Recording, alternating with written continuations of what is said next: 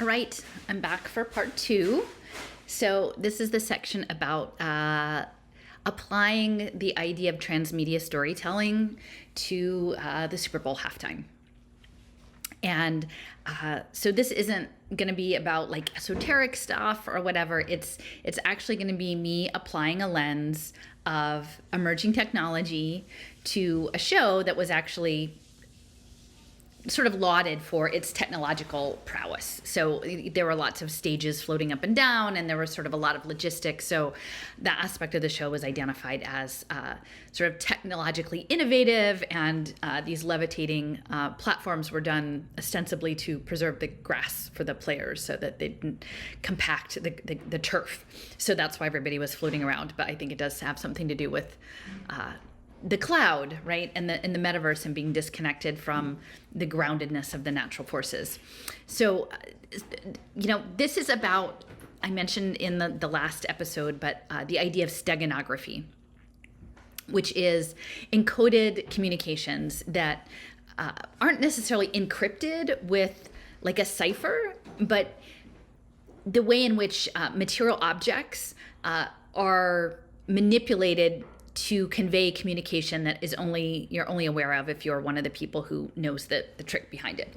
And so I would say a lot of the stuff that I'm going to talk about today regarding high-level computing is commonly known if you're working in these fields, but for the average Super Bowl viewer or whoever, this is not going to be anything that they would be familiar with.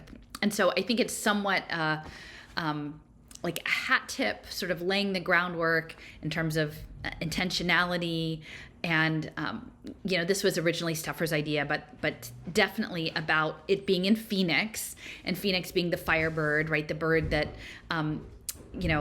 lives for thousands of years until its time is up, and then it burns itself, it creates a nest and burns itself up, and then the new phoenix arises from the ashes of the old. So it's a new rebirth, and when you see Rihanna's outfit and all in the red, it sort of does embody like a fiery, end and rebirth beginning of the human plus melding of humans and machines through nanotechnology and frequency.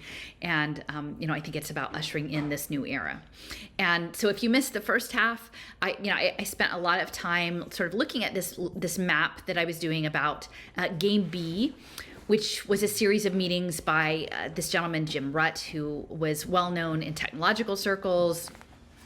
And his group of people, many of whom are now sort of identified loosely with the intellectual dark web, and that they were contemplating, I think maybe 10 years ago, essentially like a different program, something that's different than the current economic structure, which, is problematic.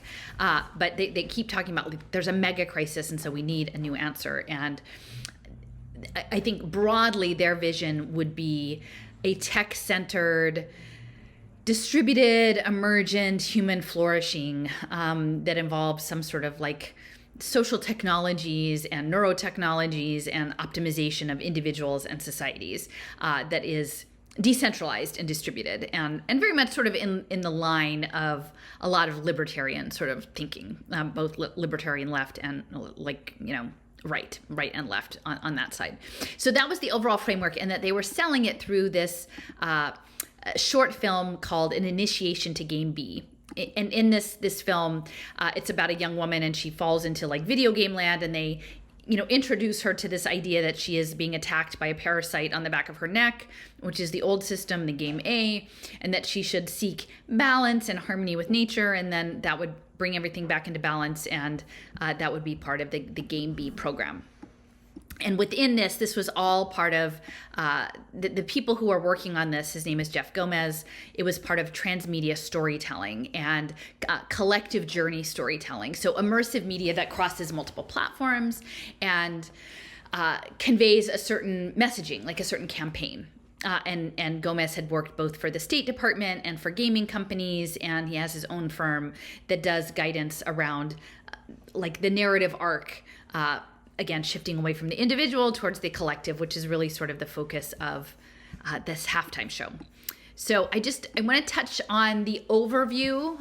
Again, steganography, this idea of sharing information discreetly, right? Because there is this plan that we need to have something that is, shareable, and that is, that the message needs to get out to the public in sort of a very low-key way before they start to ramp it up. And so I think that the overall theme of this show, and we had touched on it earlier with this idea that the transmedia platform was called Conductor, and Jeff Gomez was talking about these various narrative threads, whether they be through television or video games or books or toys, that these are all parts of an overall symphony of the story that is being told to the collective.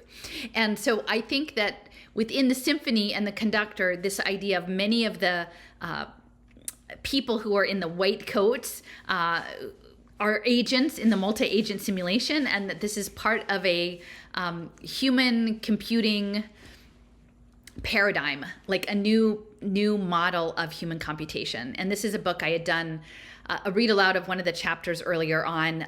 This guy, Pietro Michelucci, is based at Cornell, I believe, or if not directly in Cornell, at least in Ithaca.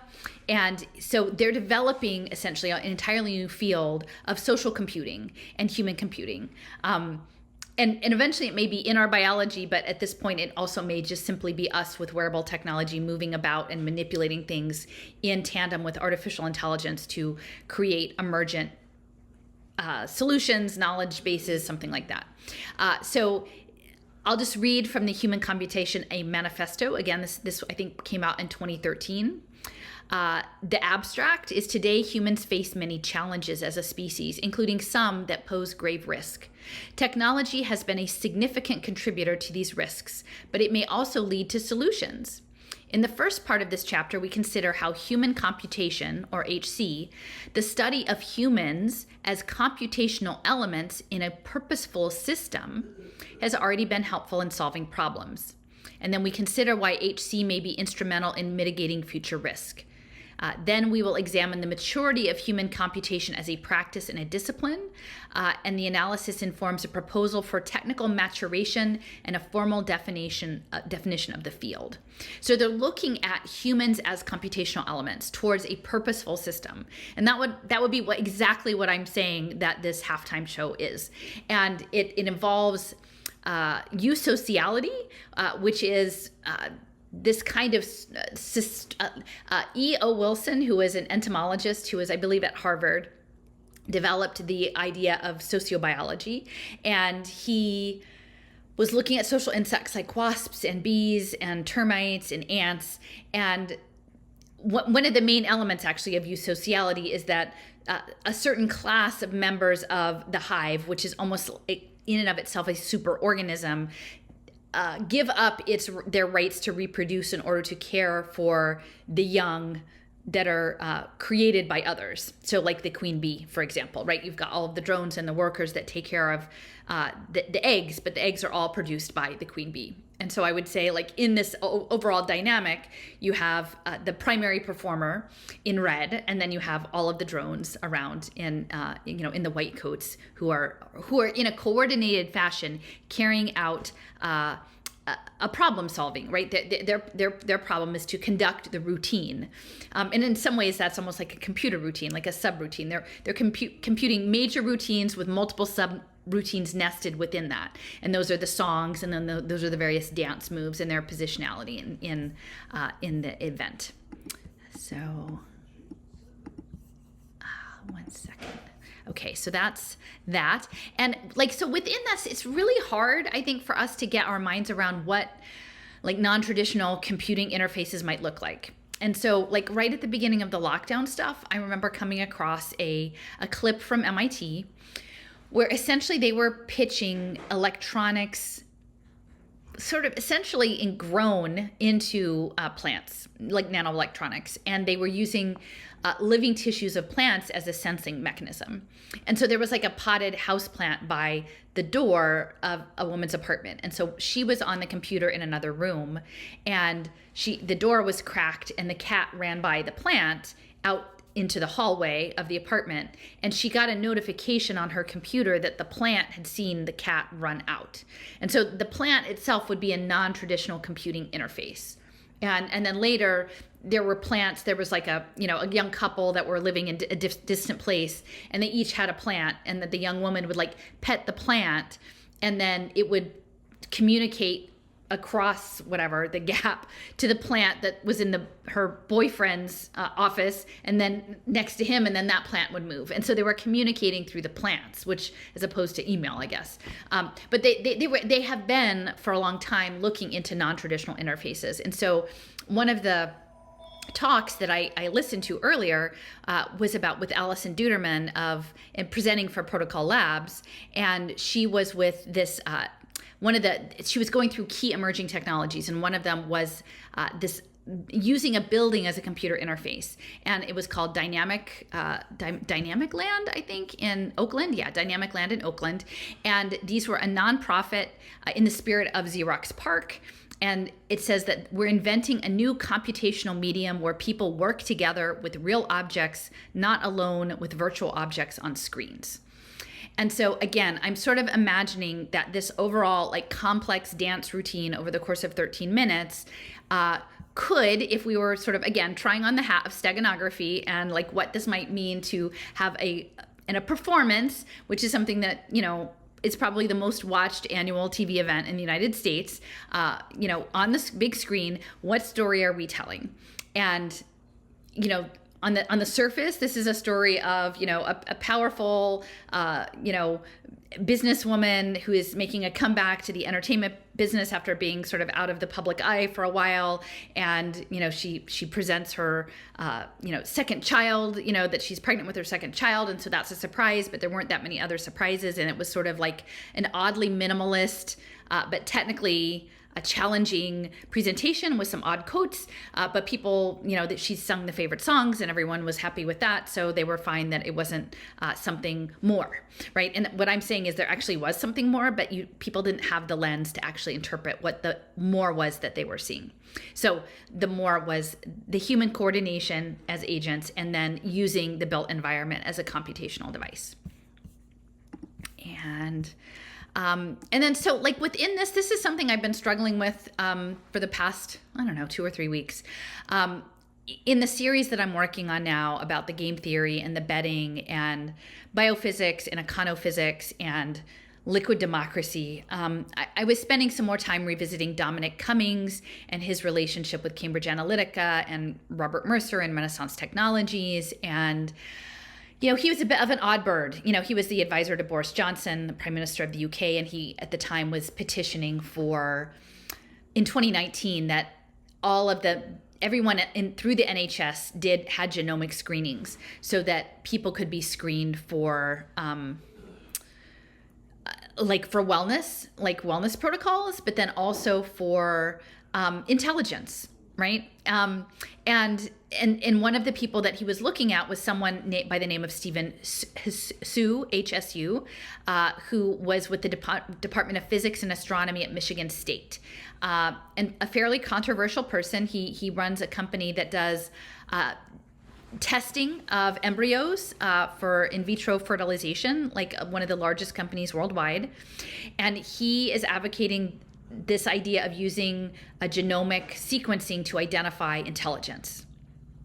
And I would say, there's a traditional understanding of intelligence, maybe in terms of an IQ test, but I do think that there are biomarkers for other kinds of intelligences, like empaths or artistic, tendencies. And it's starting to make me feel like that's some of the collection of genetic material over the last couple of years is probably somewhere back there linked to our digital avatars, our social media profiles, to sort of fill us out as archetypes in this modular human computing interface machine. And, we don't talk about this. There was controversy. He actually was appointed at a higher level at the university and then had to step down because of student protests around this level of research, which is, pretty openly eugenics related. but we're being conditioned to think of this as, oh, well, this is wellness, this is economic advancement, this is optimization, this isn't a bad thing. Like, we should just accept that this is the new technology and this is how we're doing the world these days. And so I would say this is sort of in the background of technological progress that's linked into human machine computation and augmented reality and extended reality and the metaverse, and this idea that many people who were maybe typically targeted by eugenics-based programs, whether that be based on their race or based on perceived disability, that these are the people who are kind of being put out in front to say, like, the metaverse is our liberation, like the metaverse is what we want. And I'm just asserting that I think we should talk about that more openly, because I have a lot of questions based on who has built the structure, both the war machine and the debt finance machine. Like, I have my skepticism that this is actually anything liberatory. But within the lens of the big show, I think it's very important to have a powerful Black woman who is an entrepreneur and who is now sort of going in a very direct way into augmented reality merchandising of her brand, in order to legitimize this within the context of the culture wars and, social justice, that they need these optics. But what's hiding behind it all is stuff like this, which is coming out of England, out of Dominic Cummings, who was informed by the work of Stephen Hsu, not only in biology, but also in economics, because I guess he had a blog and he was predicting the 2008 crash. So he was working in the physics equations. And again, the physics of money and the physics of biology are intersecting. And, this is coming out of England. And, later I'll talk about a little bit like Barbados, but I just learned when I was doing this research on sort of the history that Barbados, which is where Rihanna is from, that it essentially developed the plantation, the slave plantation template.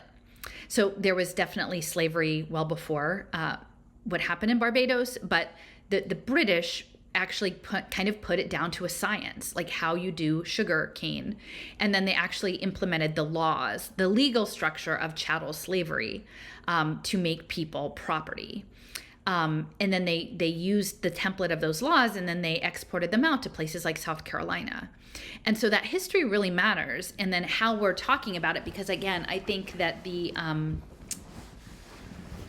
metaverse is going to be a new version. Only instead of your physical labor, it's your intellectual labor and your emotional labor, and potentially using actually your body itself as a computational mechanism. So I think that I just want to put this in the background, that the eugenic stuff in the name of progress and wellness and optimization is still very much out there and still very questionable.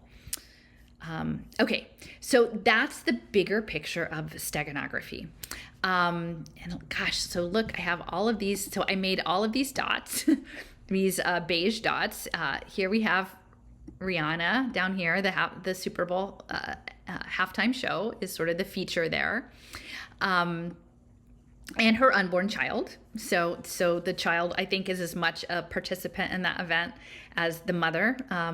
And it was definitely, her outfit was framed to emphasize that union, the maternal union. And, one of the things I think really strongly is that this emergent mechanical consciousness that's coming up is very envious of creation, right? It's envious of the sacred bond between the creator and humanity and natural life on the earth. It's trying to get at this idea of like embryogenesis, like literally how does the zygote divide from one cell into something that's much more complex and thinking and has its own thoughts. And it can compute, but it can't do that. It can't do that part. And so I think as the centerpiece of this, again, a mother and child, many of the social impact finance programs that I've been exploring for the past, at this point, it's maybe 8 years, they're targeting Black and brown women, mothers and children. And there's the Aspen like 2-generation, like making money on the children, making money on the mothers, and they're targeting the global south. And I think also through the UN Sustainable Development Goals, both the education and the telemedicine, particularly maternal medicine, they're trying to get all of that data, and they're framing it as prenatal health care. And just as I've said in the past that, you know, UNICEF and Singularity University were saying like, oh, you know, the children in Africa are never gonna, there's never gonna be enough resources that they can have human teachers. They're just gonna have VR headsets, and we'll just boost them into the new normal. You know, they don't want people to have real doctors and real midwives. They'd rather just, you know, have some sort of mechanical devices with remote sensing, because it's about the data. It's about running the data to make the impact markets, and about getting the data to train the AI systems and then to steer the populations. So it's like people aren't going to be entitled to actually having human contact, both in their educational space and their health space. And this is all being done in the name of, you know, anti-poverty work and sustainability. And, you know, it's a scam. It's all really terrible. And we need to do much better than that. So, so this is actually Stepher's sort of assessment. And I appreciate her bringing this up. She was telling me about the mitochondrial Eve. And let me see if I can pull this up. So this idea that in the human genetics, so there's the mitochondria, which descends through the maternal line. And there's a gentleman who ended up actually finishing his career at Penn, and he did this research. He identified that it's not just the general main genome, that it's the mitochondrial genome that's also very significant. And he did this work to trace back like all of, I guess, human ancestry to what he calls the mitochondrial Eve, which is somewhere in Africa. And so again, many of the residents of Barbados were people who were enslaved and taken from Africa and transplanted to the Caribbean, to the plantation culture there. So I think, and then again, much of the impact finance space through the Inter-American Development Bank is also centered on the Caribbean. So this stuff didn't go away. It keeps remorphing itself. So if we imagine perhaps the archetype of the mother, there is this mitochondrial Eve. That's quite interesting, because I think that and Steffers has done work that I need to like dig deeper in, because the health space is not, the technicality of the health tech space is not my strong suit. But looking at Singapore and looking at sensing technologies and like manipulation of our cellular function, right? Like within the context of nanotechnology and biotechnology. And so if you're going to rebirth a new era of human machine fusion, the centaur, cyborg centaur manifestation, like you would do it through a Black woman, like you would do it through the mitochondrial Eve, right? And it seems like to me that she could represent that archetype in this transmedia storytelling, she and her baby. And it's quite interesting, because when I was doing the we have these interesting synchronicities. So, I had been talking, well, actually Steffers did give me the link to the game B. I had been talking with her about it, and she found the video that's, again, pitching this ostensibly back to indigenous culture, but I'm skeptical that that's actually what, what's happening there. And the matriarch of this, she's the one who's saying, I am the matriarch who gives life and purpose to the coming generation. So she's the conductor, I guess, in some ways, right? Like she gives life and she gives purpose, which is the direction. My wisdom is that of the heart. And so the heart in the Taurus. And she's clad in a magenta dress. And magenta is one of these key colors. And then in her, she has sort of a tiara, and her hair is white, so I'm assuming she's like supposed to be an elder, and her sort of crown tiara is all crystals, and they're magenta as well, which I think sort of corresponds to rubies. Rubies are red or magenta. And so the mitochondrial Eve kind of, for me, overlaps with the matriarch that's within the game B format. And Okay, so I might just touch here on Barbados. Of course, Rihanna, she's, the treasured child of Barbados, the woman who's left home and done amazing things. And but like there are aspects, like these systems like to find offshore nations, island nations, small nations to do their testbed work. And I know very clearly that for Pay for Success Finance, the Caribbean islands are a testbed of a lot of this stuff, both for the intersection of the offshore banking and the remoteness and the fact that like people, they just wouldn't know. They wouldn't even know that this was something that would be happening. So I'm just going to touch on a couple things. Steffer sent me this article talking about like Barbados. It says Flow announces the end to copper wire as fiber optics is fully in operation. That Barbados is the first island in the Caribbean to be fully wired by fiber optics. So this photonic optical computing, the light-based computing, is really central to what is coming. So that's significant that Barbados is the first fully fiber island. Then I came across this article that says Barbados to become the first sovereign nation with an embassy in the metaverse. This was in November of 2021. And so, that's interesting. There, again, we're talking about metaverse culture. It goes on to say that they're preparing to legally declare digital real estate sovereign land with the establishment of a metaverse embassy, starting with Decentraland and moving on to other firms, and that they were looking to provide e-visas and a teleporter that would allow people to transport their avatars between different worlds. So this is what we're talking about these days, right? Like the imperative of the economy to grow into the metaverse, right, is that we live as avatars and we travel around these different worlds. Now here is a document. It was part of a larger paper about social impact finance. So as soon as you put in social impact, it's pretty much everywhere. But this is an organization with the Maria Holder Memorial Trust and the Aspire Foundation of Barbados. They're pitching the growth of the third sector economy there, and the idea of having more measurable accountability for philanthropy. So, getting the social impact investing program going. And they were, wanting to align it with their national strategic social impact and societal stability program. So it's always in the name of better life, but it's more data. Like we need more and more data to do the better life part. And then of course we've got Trident, trusted identity. You're introducing your new Barbados national ID.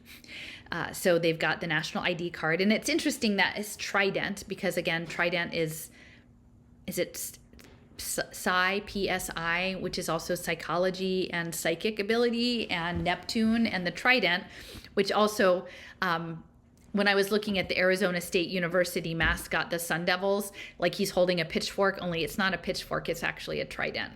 So Barbados has got, not only their digital metaverse embassy, but their digital identity. And this is again with the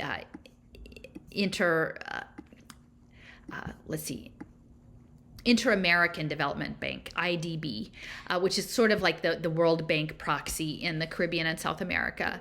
And so they were working in the impact finance space, and their goals for the last 4 years have been setting up social data and information systems. So that's everything that we need for the interoperability for the data analytics for the human capital, efficient social programs. So efficiency is again optimization metrics, and then skills alignment.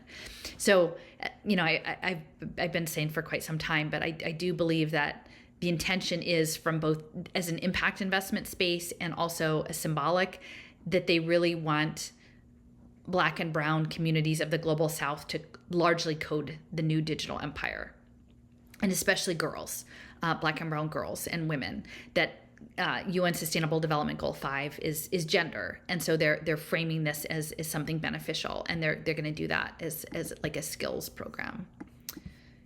And yeah, so this is just another image. they're talking about safeguarding social outcomes, and that's the plan. And then there was another image here: blockchain on the beach, launching crypto for kids Caribbean at the University of the West Indies, Barbados.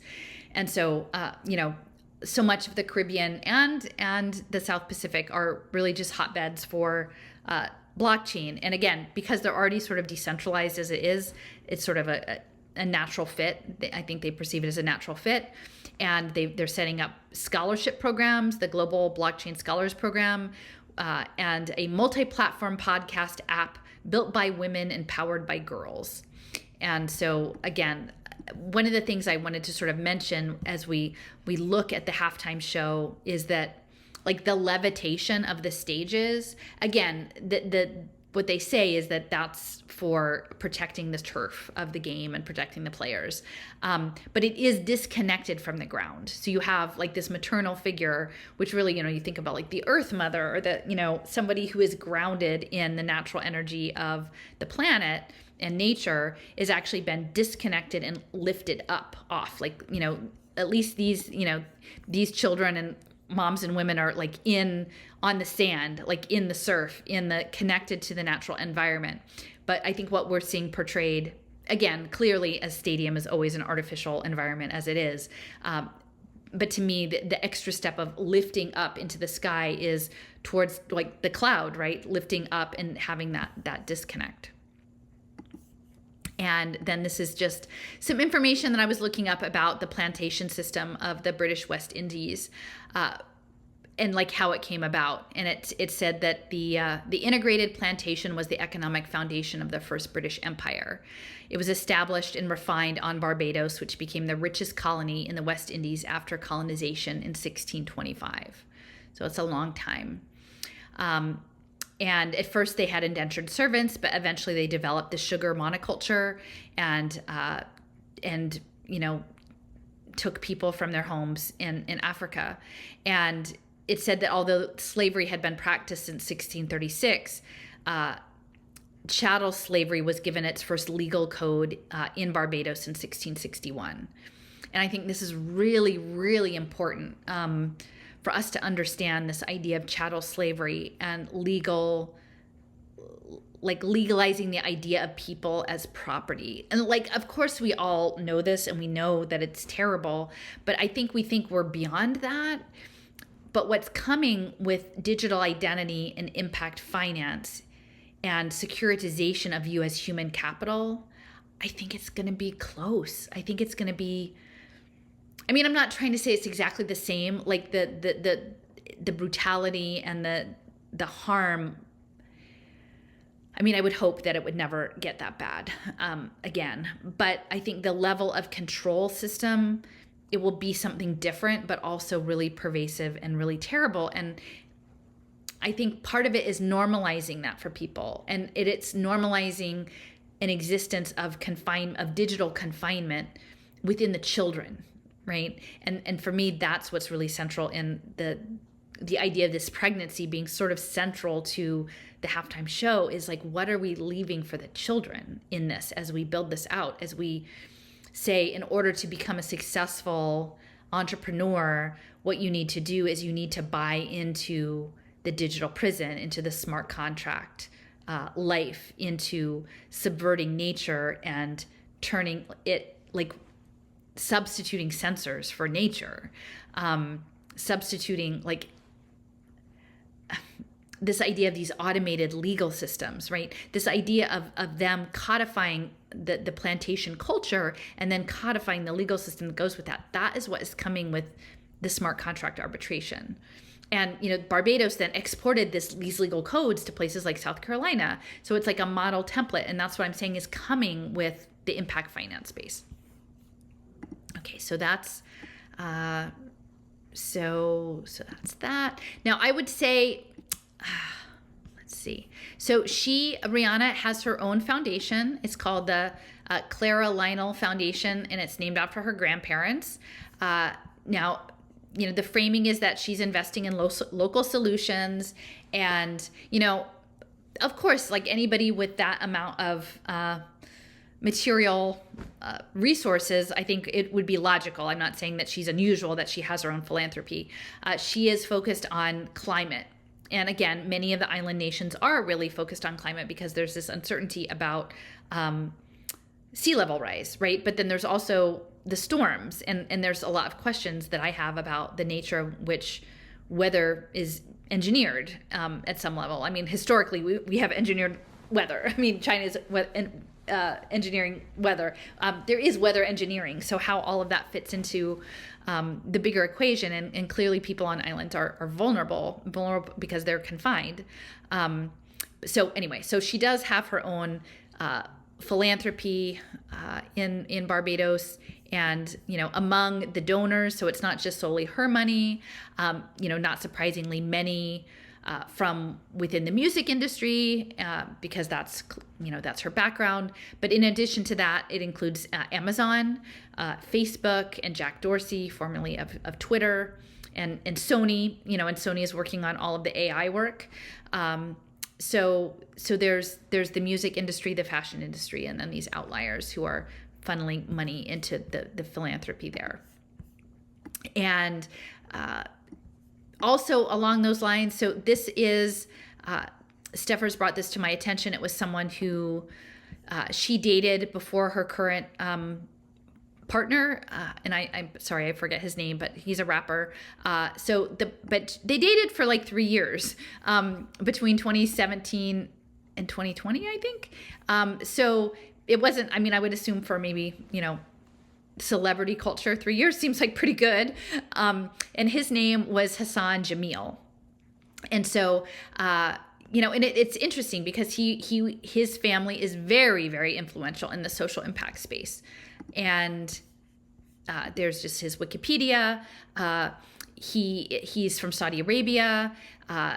That his family's business is called Abdul Latif Jamil, and they started out in the post-war era as a distributor of Toyota vehicles in Saudi Arabia and throughout the Middle East, and then they've since expanded into all sorts of infrastructure, smart infrastructure, environmental services, real estate development, electronics, media. Very, very influential family.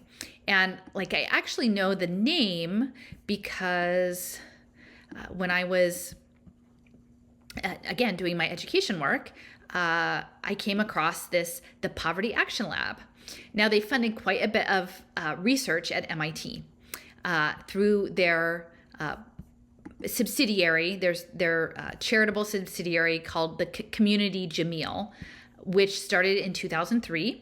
And among their investments was the Jamil Clinic, the Jamil Institute at Imperial College London, which happens to be run by Neil Ferguson, and the Jamil Latif Poverty Action Lab. And the two founders of that won the Nobel Prize in 2019. And so all of this is aligned to the United Nations Sustainable Development Goals. And among these, so we've got the Institute for Disease and Emergency Analytics, and that's at Imperial College London. We have a picture here, combating disease threats worldwide. And so we know, again, that the plan is that there's this idea within biotech that we're constantly being sensed and measured for some sort of pandemic outbreak concept. So these are the data analytics. Remember when our life was run by a data dashboard the last couple years? Well, these are the people who are building the data dashboard, the emergency analytics. And there we've got Professor Neil Ferguson, who is the director of the Jamil Institute, and he's giving an interview. So we've, clearly these are people who are very much involved in what we've been living through the last couple years. They also have a machine learning and healthcare program at MIT. This is the Jamil Clinic, and remember, I was talking about the digital twins. This idea that they want they want to model you internally, like how your body works, and then they want to model you how your mind works, probably, and then they want to model you how your social actions work, and then they want to model your cognitive skills and abilities, and that is all going into the digital twinning, and that is being used to feed into machine learning for AI for pattern seeking. So So the Jamil Clinic at MIT is also one of their projects, and these are some of the classes that they're teaching.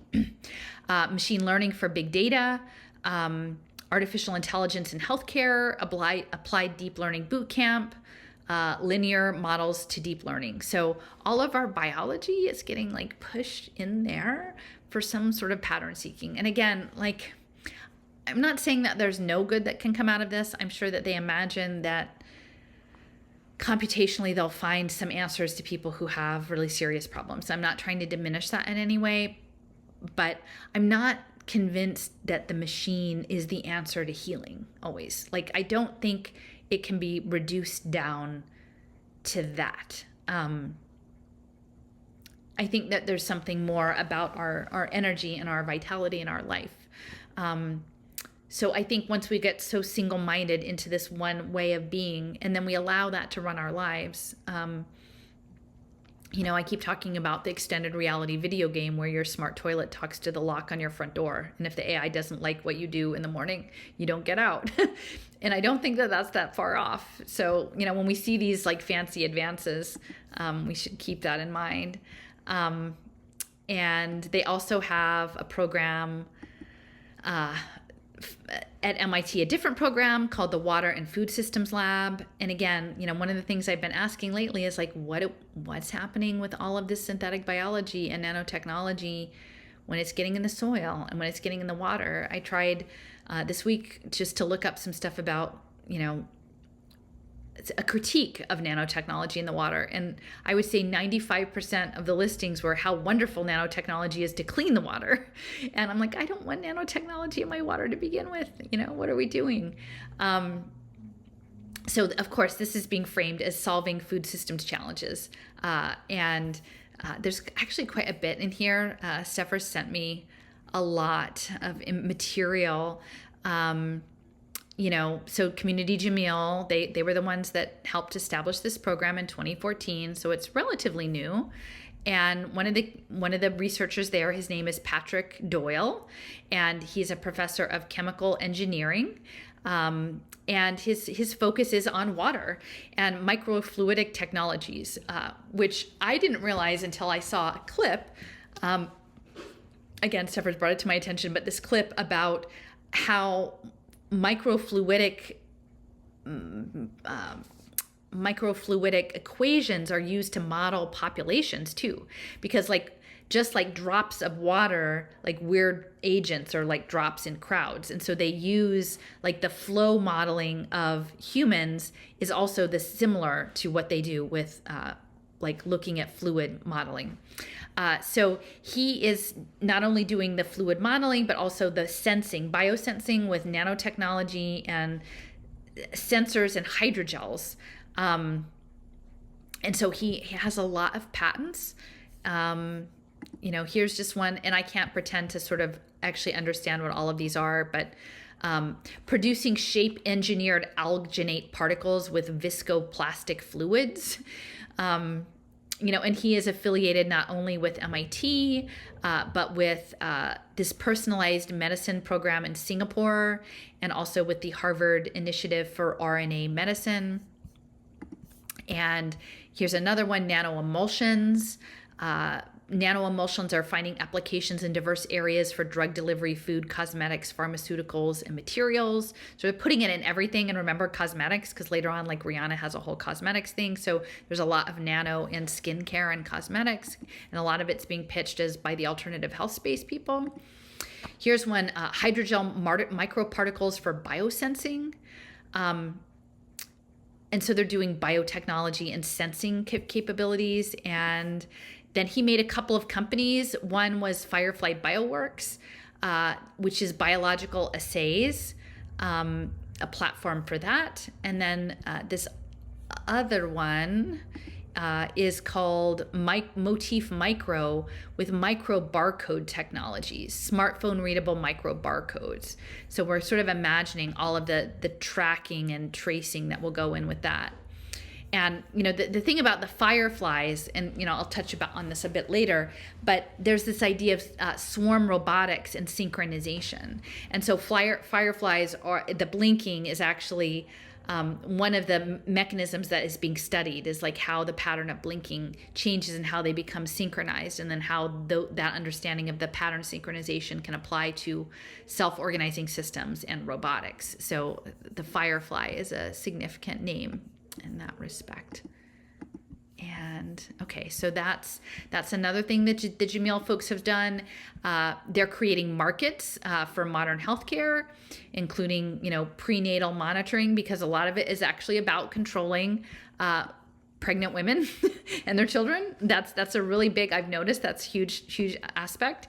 And this is really interesting language, because it says that the Jamil Health, they focus on accelerating modern medical care while addressing unmet medical needs in developing markets. So it's about providing care, but really it's about providing product and making a market for the care that they're providing, which is pretty much telemedicine is what's coming, is the remote sensing and telemedicine. And this is the, I'll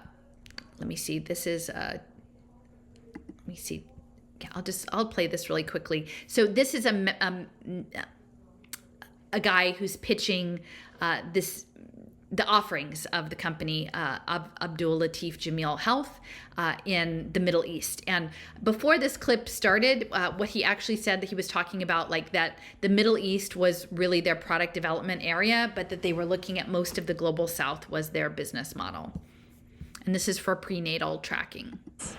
The Middle East is really our bedrock. This is where we introduce the technologies first. Another example of a great technology we're bringing is a Japanese company called Melody International. So the company has developed this unique fetal monitoring device, which allows for a pregnant lady to monitor the health of the fetus and transmit the information remotely to the treating physician or midwife. We're already in the new era of telemedicine democratized, basically. All right. So, and again, I'm not against people having access to, like, the kind of birth options of their choice, but I think that there are some questions now about the extent to which ultrasounds or ongoing ultrasounds are helpful or harmful to the fetus. And once you have these technologies and you have markets, because what they're saying is they're building markets, is it going to be like weekly, like, oh, you're remote, so weekly check-in with the ultrasound? Like, what is the exponential use? Because I'm starting to feel like, again, within the radio eugenics program, that they're trying to sort of set people up with microwave radiation to gradually mutate them into some sort of other state. So you would start that with the infants. And again, why would people not be able to have care with the local midwife or physician? I mean, and why would a normal pregnancy, people, because, they're not going to stop with, just high risk pregnancies. Like, there is a market imperative that then soon everyone will be getting much more exposure to these devices because that's how they make their money, right? And so something that seems like, this is just for an outlier case for people who might have a special need, it's not going to stay that way. I think we can understand, especially if you start to build in this into impact metrics in data analytics. So, and then related to this, the Poverty Action Lab. So this is also at MIT. It was founded in 2003, and then I think in 2005 they partnered with the community Jamil. And so this is all about scientific management of poverty, right? This is going back to the effective altruism stuff that I was talking about a while ago with FTX. Scientific management, and also back to Bentham. It's all of that. And so the founders, Abhijit Banerjee and Esther Duflo, they won the Nobel Prize in Economics in poverty, global poverty alleviation, and really created the field of development economics.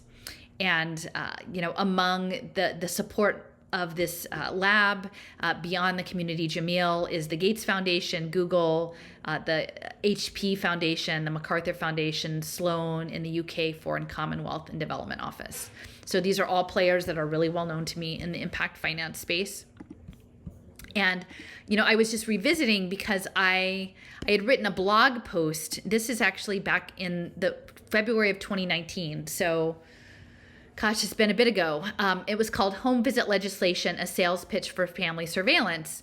And this was an early pilot for Medicaid in South Carolina, again, a major slave state, back in the day. And they were targeting women on Medicaid with this, again, ostensibly nice, right? Like, oh, we would like to, set you up with a social worker and someone to sort of check on you about your, compliance with good, prenatal compliance systems. And then they also gave these women apps.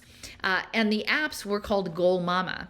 And the idea was that they were going to solve poverty for these low-income women in South Carolina who were pregnant by having an app that gave them nudges at a certain point.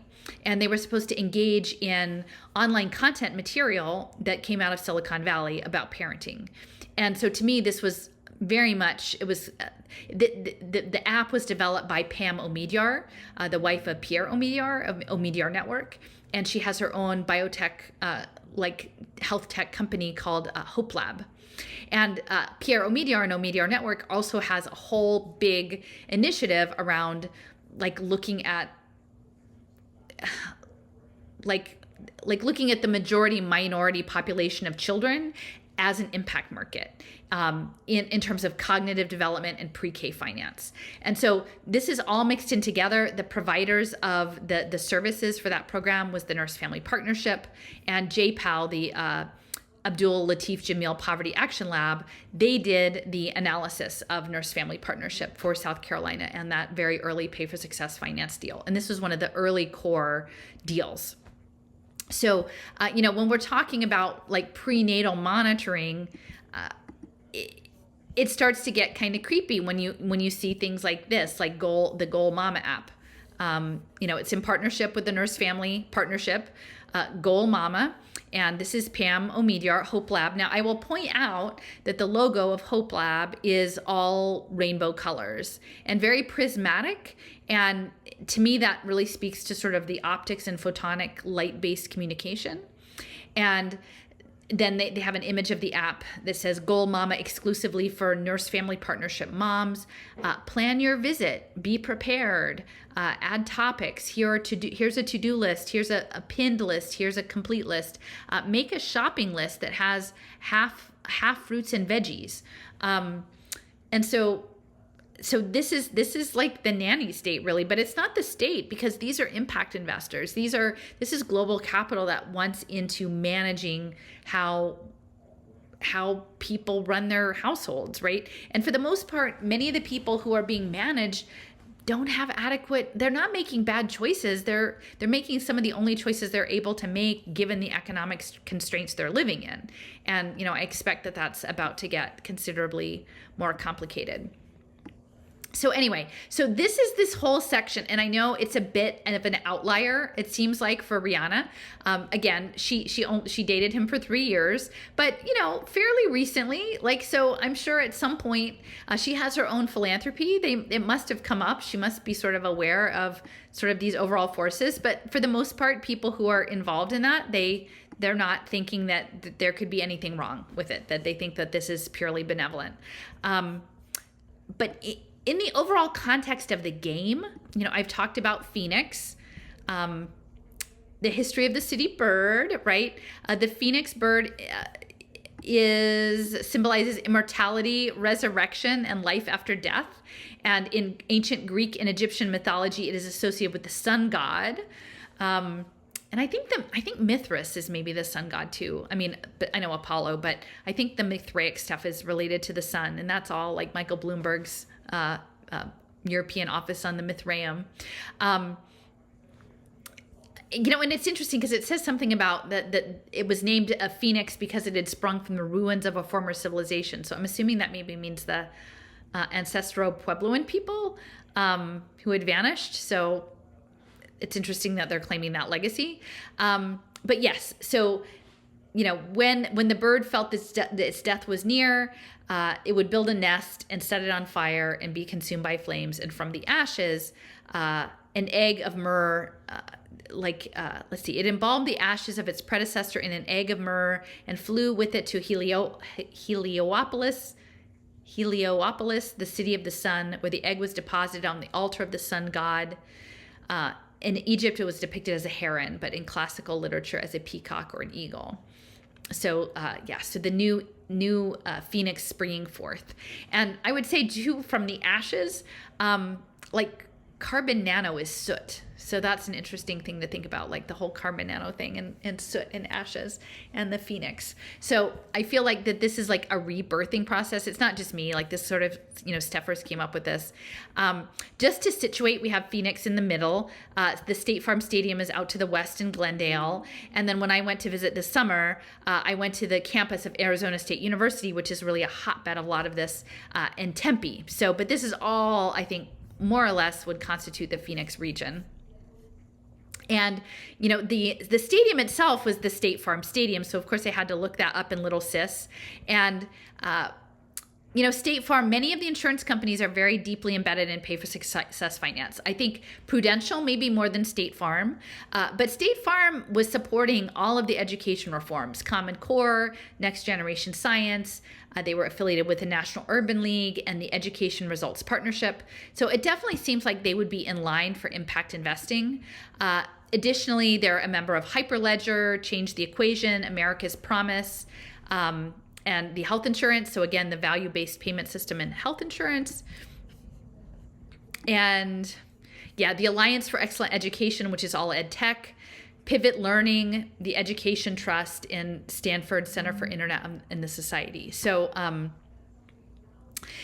so it's interesting that it's an insurance company stadium that this is happening in, because the insurance companies are very much central to this. And then we've got Arizona State, which, I visited. Like within that, we have a couple of divisions. We've got the Center for Nanotechnology in Society, which is like they claim to be the world's largest center for research on the societal aspects of nanotechnology. And I think this is really important given, when I'm going to show the particulars of the event. They're working in Stigmergy in their sustainability division. And this gentleman, Theodore Pavlik, he is a sustainability professor in the Julie Ann Wrigley Global Futures Lab. And his focus is on natural systems as including social insect colonies, and he does engineering around decision-making algorithms for artificial systems. And so again, when we imagine the dancers as a complex system, like coordinating system, this is all very relevant. Stigmergy, complex systems, social insects, and he's part of the Sustainability Institute, also computer engineering, applied math, and biology and animal behavior, because like for them, we're just all animals. And let's see, I visited this place, the School of Human Evolution and Social Change. So I went there and I put like a little intention down between the Sustainability School and Michael Crow's office.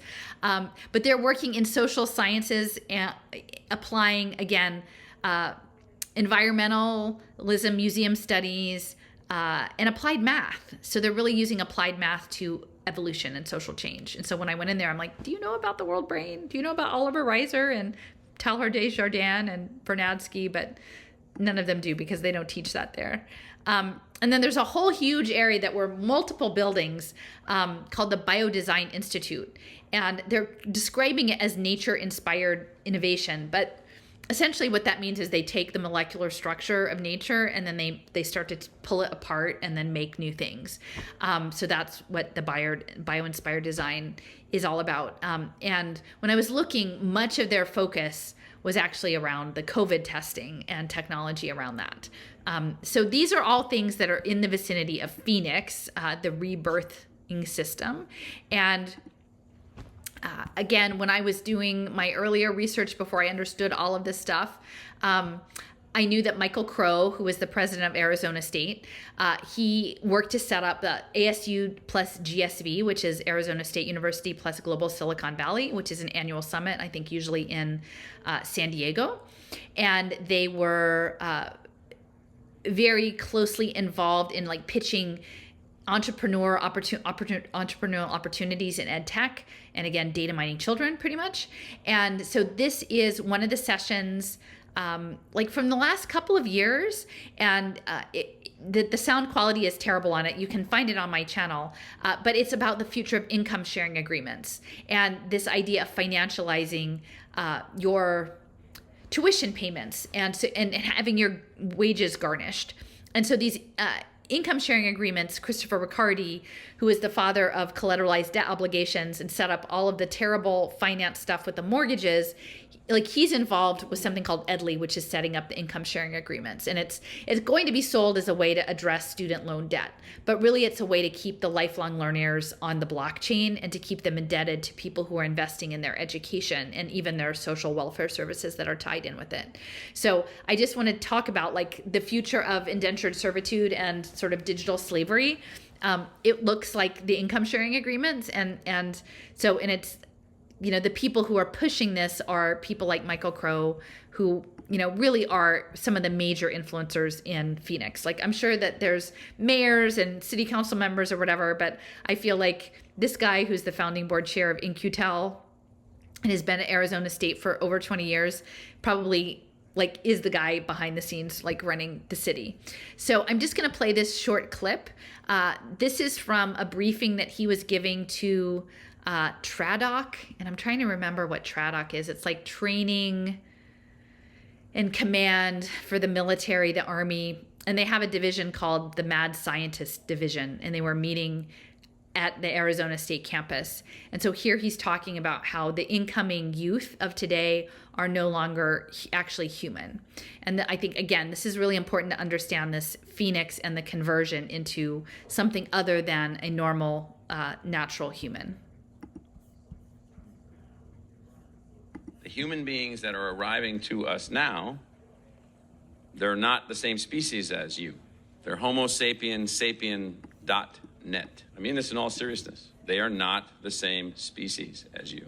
They have never lived without access to some kind of a virtual supercomputer attached to their body. We have to figure out what that Homo sapiens sapien.net is. How does that person learn? How can that person be influenced? How can you communicate with that person? And so the conflicts of the future are all going to have to then realize that there is a huge transformation in human evolution.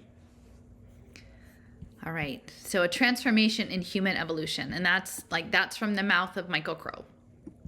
And so again, think of that in the context of the halftime show and this unborn baby. And I keep oftentimes saying, like, the decisions we make or choose to not make because we can't be bothered to learn about it or we're afraid to look at it are going to affect those people. Like, people my age will probably scrabble along for the time that we have left and we will not be fully integrated into this, but the babies will. They're after the babies and all the babies, right? And I think especially like for people who maybe are leaning, like who might tend to consume content that's centered on the culture war narrative. Like, I've been coming at this because I was focused on public education in a very low income city that's predominantly African American, especially within the public school system.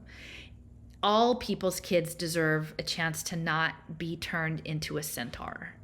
They deserve an opportunity to be treated with decency.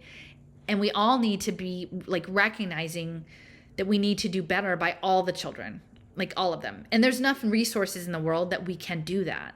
But this thing that's coming isn't. It's actually going to pit all the children of the world against one another. And, I don't know how they imagine somehow this is going to create some sort of decentralized wonderland, but it's absolutely not. So like within this space, we've got Philadelphia. Poor Philadelphia, we lost. I didn't actually watch the show, but it would have been nice, but our city didn't get wrecked, so that's nice. And then we've got the Kansas City Chiefs. So again, there are definitely problematic racial aspects to the name the Kansas City Chiefs. And that's sort of still standing and, that's outstanding.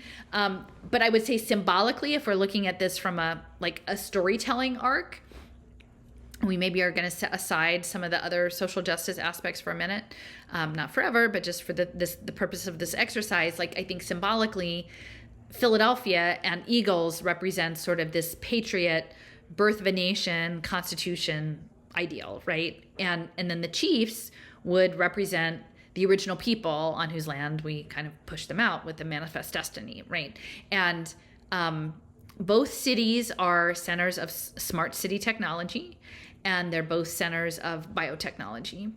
And the Kauffman Foundation, which is a foundation that's like less well known, but really central to me, because so it's based in Kansas City. The guy who founded it, Ewing Marion Kauffman, it was founded in 1966, and his money came from Marion Laboratories. So it's a drug company. And so it's a very well endowed foundation. They were working with Ready Nation, Robert Duger, and oh gosh, I'm trying to remember her name. It was Sarah something. And they were working with the Kauffman Foundation to create the social impact finance space. And there was a report, I'll show it to you here. It was written in 2012 of March. It was a draft. It was called Early Childhood Pay for Success Social Impact Finance, a PKSE bond example to increase school readiness and reduce special education costs. And this is a report of the Kauffman Foundation and Ready Nation, their working group on early childhood finance innovation. And it was led by Robert Duger, who was with Ready Nation, and Robert Lighton with the Kauffman Foundation in Kansas City, Missouri. And so this is actually the paper that I actually found that explained that they wanted to securitize children, the debt associated with educating children. And they talk about this idea came out of an Invest in Kids working group, and it was connected to INET, the Institute for New Economic Thinking at the Becker Friedman Institute at the University of Chicago. And I just wrote a little bit about INET this past week with Jordan Peterson, because the gentleman Jim Balsillie, who had been with BlackBerry, set up a special governance innovation center in Waterloo, Ontario, and they partnered very closely with INET. So I think Canada is very, very deeply involved in the pay for success finance space. And so in the description for the Kauffman Foundation working group, it describes something called Invest in Kids bonds. And it says that they can be underwritten individually or aggregated into asset-backed securities, which can be invested in by individuals and institutions worldwide. So it's not just that they're going to create bonds from the debt tied to children, but they're going to create asset-backed securities and trade them globally, right? So that means that children, like in accessing their education, are tied to a global debt market. And I would say, like, here's just another slide deck. This is a little bit clearer. It says the Kauffman Ready Nation Working Group finds social impact bonds can help finance early childhood, and that they will reduce pressure on state budgets, improve early child development, strengthen K-12 and workforce competitiveness. So this is lifelong learning. Like, everyone's going to be on this blockchain. Social impact bond assets will be able to be bought by for-profit and non-profit investors, traded among investors worldwide, and be aggregated in asset-backed securities. And this is the smoking gun. Like, we have to decide, like, we're turning our public policy into a debt finance market. And then what really concerns me is what I found out recently with Jeff Yass and putting it together with Futarki and the idea of liquid democracy and their intention that we reboot our democratic principles to do radical participatory voting. And in our voting, they're almost like betting markets for which systems will reach the desired outcome. But this is a desired outcome that's based in data, and it's not actually a real good outcome. Like, for example, in the education space, it would be a third grade test reading score. And we know that those scores, while they may represent something about children's literacy levels, they're highly incomplete. There's no way that just teaching a child to pass a third grade reading test makes them a good reader or an inquisitive learner. In fact, in many respects, it actually does exactly the opposite. So we're crippling everything with our striving for the data to make the deals to train the AI. So anyway, this is all baked into Kansas City. So this is the Kansas City. And Philly, you know, I've talked about Philly a lot, so you guys know my stuff. But, you know, I have this connected to this unborn child, right? And so this child probably is never, you know, assuming, you know, the mother's fortune holds out, like going to be subjected to this. But all of the other children, like so many of the other children who are born in this time are going to be subjected to that. So this is all of my sort of social impact finance background. These little gray dots are talking a little bit about augmented reality, you know, here. So my understanding is that Rihanna developed a luxury brand, a clothing brand. She's very much into high-end fashion, but I think economically speaking, it did not do that well. Clearly, it's been very challenging for a lot of people lately, but she has a lingerie brand and like athletic apparel, as well as cosmetics and skincare. And so she's expanding her retail goods into the metaverse. And they're also working in augmented reality so that her lingerie, you can get a body scan and it will tell you which items would be good for you. And I guess it says they're Apple devices equipped with LiDAR to analyze the shopper's body shape and find their fit twin from a unique database. So they're doing the body scanning. Here's an article in Forbes that just talks about her luxury brand of clothing, that didn't actually work out so well. And, you know, I will point out, this is an article from Raoul that he had done a while ago. It's called Behold a Dead Horse, the Dark Nexus Between Art, Fashion, and Mixed Reality. And I think we can understand the high-end fashion, like the luxury fashion space, also within like the high-end art space. And it's a really good article. It covers a lot of different topics besides this. But this particular piece that I pulled out, it was talking about Gucci being one of the first luxury brands to develop products for augmented reality and mobile apparel, which is like this new form of retail. And that this is all about rebranding like affordable luxury, even as the actual really rich people are going to get the real luxury, like as aspiring people can have that luxury in the metaverse, and that it's going to be framed as a more, you know, as opposed to fast fashion, like something that's more sustainable, is that you have minimal clothing, but then you have the rights to maybe have your avatar wear certain clothing in the metaverse. So I think it's important to understand that she's a very savvy business person who knows about clothing. So when we're talking about some of the costuming of the dancers, that all of this is done in a very thoughtful way. This is a person who is, you know, deeply connected to the fashion industry. And then here is something, let's see. So she has a new trademark application for virtual cosmetics and hair care products under the Fenty brand. Rihanna wants to extend her fashion empire into the metaverse. And so, it says her fashion company has a market value of $570 million over 4 years. But she's working on Web3. So again, it says, let's see, she's looking at maybe setting up her shop into Decentraland. So I'm not sure, like, how do you have virtual cosmetics and virtual hair in the metaverse? Like, do you have an avatar and you're only allowed to have a certain kind of, like, your hair is frizzy if you don't buy the product and it's not at your home? You know, when I was going through the slide share with Elaine Rayborn in the last segment, they were talking about how the sensors in the garden affected what food was available in the cafeteria in the virtual reality space. So if something wasn't growing or wasn't ripe in the garden, it wasn't going to be available in the virtual reality.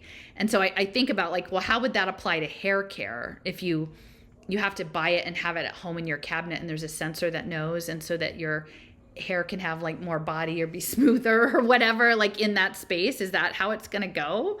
Like, what is this model? And then you have to have these sensors that are always like, I mean, is that part of like why you have to have an Internet of Things connected refrigerator? Like, is everything going to be connected so it can spy on the things you actually have, and then you're allowed to have them in the metaverse because you have them in the real world? I don't know. These are things, I think they came up like early on in Neil Stephenson's The Snow Crash, that the low income people just had really boring avatars. Like you were just kind of blank. And then the fancier you are, the more assets you had, you had, more sophisticated avatars. And so I guess that this is just coming in the same space. Okay. So let me just get reoriented. All right, then. Well, I think we'll just get started. So remember, we have the matriarch and the ruby crystals. And then we have the mitochondrial Eve. And one of the things I was looking up, this is, she's definitely in a very bright red outfit that's, in contrast to the dancers who are clad in white. And there is a sense of like, it's a very strong color. And it's sort of like, blood red, right? Blood cells. And so I was looking at the mitochondria, and that besides the ADP, the energy that the mitochondria brings to the cell, I guess recent tech, like this is from 2017, but it's saying that there's newly published research that mitochondria also work in hematopoiesis, the body's process of creating new blood cells and red blood cells. So I would say a lot of the stuff that we're seeing is about signaling. It's about communication and signaling, and this can happen chemically, it can happen through language, it can happen through motion, it can happen through like chemosensors. So I think, again, this might be a stretch. And on some of these things, you might be like, oh, I think you're a little bit off on this, Allison. But I think in aggregate, I think it's interesting. So we've got mitochondrial Eve wearing the blood red outfit, and mitochondria is not only energy, but also connected to blood cellular formation. Now, this is also something interesting. This is from the Game B video. And this is where they're like, oh my gosh, young woman, you have a parasite. Your parasite is Game A that is sucking the life out of you and controlling your mind, which is kind of crazy because like, I'm thinking about the way in which they're introducing all of these nanoparticles and intending to imagine someday of like having self-assembling nanomachines in us that would like guide and steer our behavior with light-based, optics and photonics and assemblies. And so this idea of being steered by something is probably not inaccurate, but I don't know that how I would call it. But it is odd to me in a strange synchronicity that there is this lurid red aspect of the parasite. And I'm not saying in any way that Rihanna is supposed to be the parasite, but it is also very similar, like this blobby sort of shape and the red going on there with the parasite. And within the ADP and the mitochondria, this idea that there is I do really think, guys, that the alternative energy space is not just going to be solar. There are going to be aspects that they want to mine our actual energy for something. And increasingly it's wearable technology, but I think that's the interface between us and Web3, like our wallet, like we'll create enough power to interface with the system.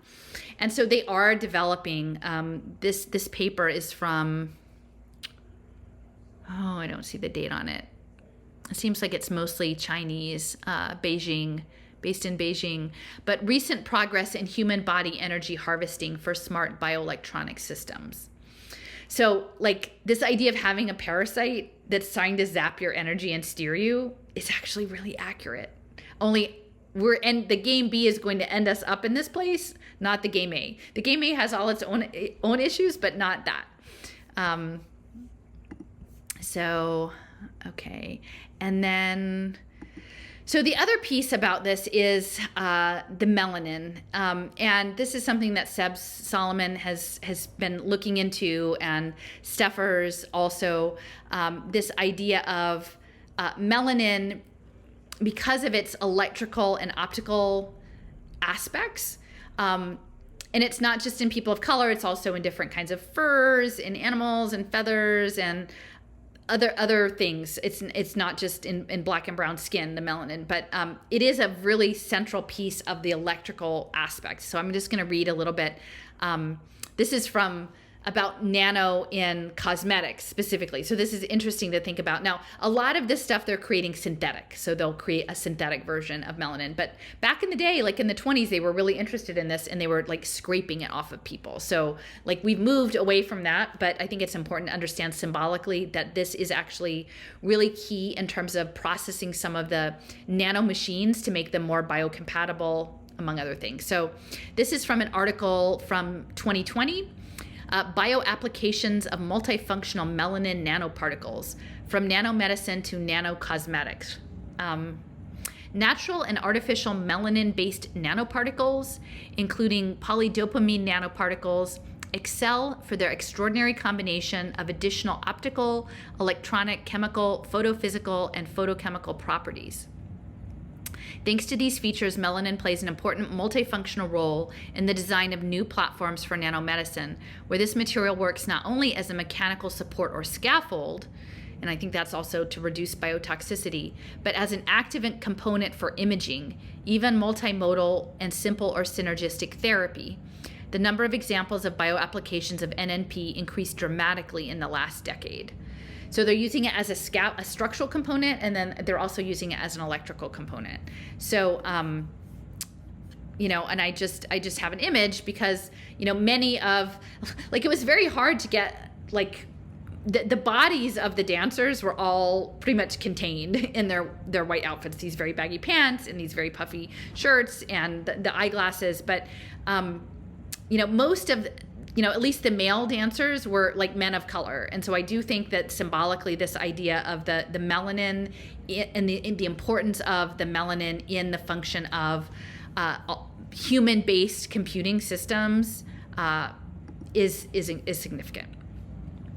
Okay, then one of the things I noticed, so that she had on a ring, this ruby ring, and I have it sort of in the circle there. And then she also had a watch. And I thought, well, that's interesting because, like, I used to wear a watch. I don't wear a watch anymore. There's not a lot of people who are doing watches these days. And it turns out the watch is actually like a traditional watch, not a smart watch. But it's the face of it is red, and it has all sorts of mechanisms like gears.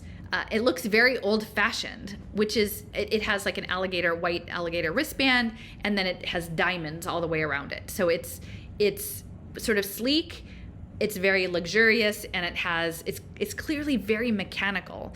And so later on, I'll talk a little bit about the timing, but some of the work that I'm doing within the organization of these complex systems and them trying to figure out embryogenesis and how cells divide and turn into objects it's based on signaling, and the signaling is embedded in a time. There's a time signal in there. The coordination can't happen if the timing is off sync. There's a synchronization to it. So I think having a time element on your wrist in an era that not that many people are really wearing fancy watches anymore, that feels important to me. And then this is the ring itself. It says that it is a Burma ruby, and surrounded by diamonds and yellow gold, and it's worth $1 million, this ruby ring. And in this ruby is definitely more of a magenta-y color, and I think a lot of the Burma rubies, they're very, I think for many years you couldn't actually export rubies out of Burma, but that's changed recently. So anyway, this is a centerpiece. And then there is a reference in this article about the diamond earrings, because she had multiple sort of crystalline things on her ear. It was very prominent on one side. And I'm trying to see, what does it say? The magnetic love mono earring. So it's interesting, the love, the Taurus, the heart field, that's mentioned. So, all right, and you know that it's very similar again to the matriarch, the rubies, the ruby crystals, lots of rubies, which is central to computing. And again, just touching on the magenta, she was dressed in red. There were times in which the light show did go in the magenta space. So I have an image here where it's very magenta, and again with the Burmese ruby. And so Steffers a while back wrote a really nice piece called, in her world building series, one magenta beacon at a time, that did speak to this color because it's outside of the normal color range. It's like a placeholder, and in some ways I think it's used for programming things that our minds like fill in the gap. Like it's an imaginary color, and so into that imaginary space all sorts of things are being projected. So she had worked on that, and then I had written a post as well that was touching on the lighting of the tree by the Queen, and that the podium turned magenta, and that's what got me interested in the T-Mobile magenta and how T-Mobile is interfacing in all of this. So the two of us have written on a few things about magenta that might be worth looking into. We have the links, if I'll link the map to this later. But rubies and crystals and the matriarch character and the magenta, I think are useful. Okay, and so I mentioned eusociality. So eusociality was this concept that, I don't think E.O. Wilson actually developed the concept, but he was a big promoter of it. And he identified eusociality as like one of the highest levels of social organization, and it was mostly with insects, but he said that humans did it too. And I'm like, I don't know, like I'm not really sure that E.O. Wilson was right about the humans also doing it, but he wants to believe that humans are like social insects. And it's defined by, this is the quote from the abstract of a paper called The Evolution of Eusociality by Martin Nowak, Karina Tarnita, and E.O. Wilson in 2010. Published in Nature. Eusociality, in which some individuals reduce their own lifetime reproductive potential to raise the offspring of others, underlies the most advanced form of social organization and the ecologically dominant role of social insects and humans. For the past 4 decades, kin selection theory based on the concept of inclusive fitness has been the major theoretical attempt to explain the evolution of eusociality. So you self-sacrifice in the interest of your overall kin, and because you are part of a superorganism. So this is the intention, that we move into the mental construct that we are part of a global superorganism, and that we, like many of us, should give over our reproductive practices to some other entity that produces higher level offspring or what have you, but that like this idea of individual procreation as a basic expectation is just going out the window, and that's part of the eusociality program. And I would say in this, so wait a minute, let me just get, so for me, what was kind of unusual, and many people noted this, they were like, what's up with the outfits, right? So this is a woman who has done all sorts of fashion. Like, she's very knowledgeable about fashion. I would say at most halftime shows, there's sort of the presumption that there's some sort of titillating views, right? Tits and ass, or like there's some bodies being shown. I'm not saying that I necessarily endorse that or think that that's like the most enlightened way of being, but that's kind of the whole point, right? Like, I grew up in the, watching TV and like football games in the 70s and the Dallas cheerleaders, right? Like there was a thing. This is not that. Like in this space, these white beings who I consider as agents in the multi-agent system, they have no identity. They have no individual identity. They're simply shrouded. Their entire material reality is covered in this overblown, I'm amazed the dance moves they're able to do in all of this fabric. Their heads are covered, their legs are covered, their eyes are covered. And to me, like, in some respect, it's kind of like a clean room. Like that's the thing that Steffer said initially. Like when you're working in a lab and you have a nanotechnology clean suit and you have eye protective eyewear, and I think that feels definitely the case. I would say also another way of looking at it is as if they are termites, because termites are one of these key eusociality organisms, and I'm not sure actually if there's one queen in the termite colony, if it's like bees.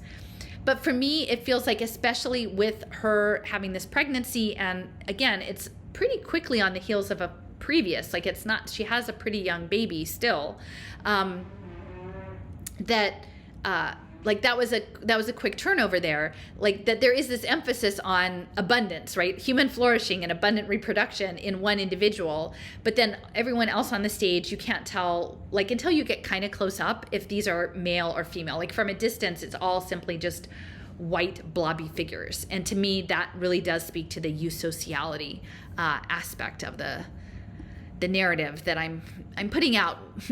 You know, again, you could maybe tell me that it doesn't make sense to you, but I don't know. Do they look a little termite-y? They look a little termite-y to me.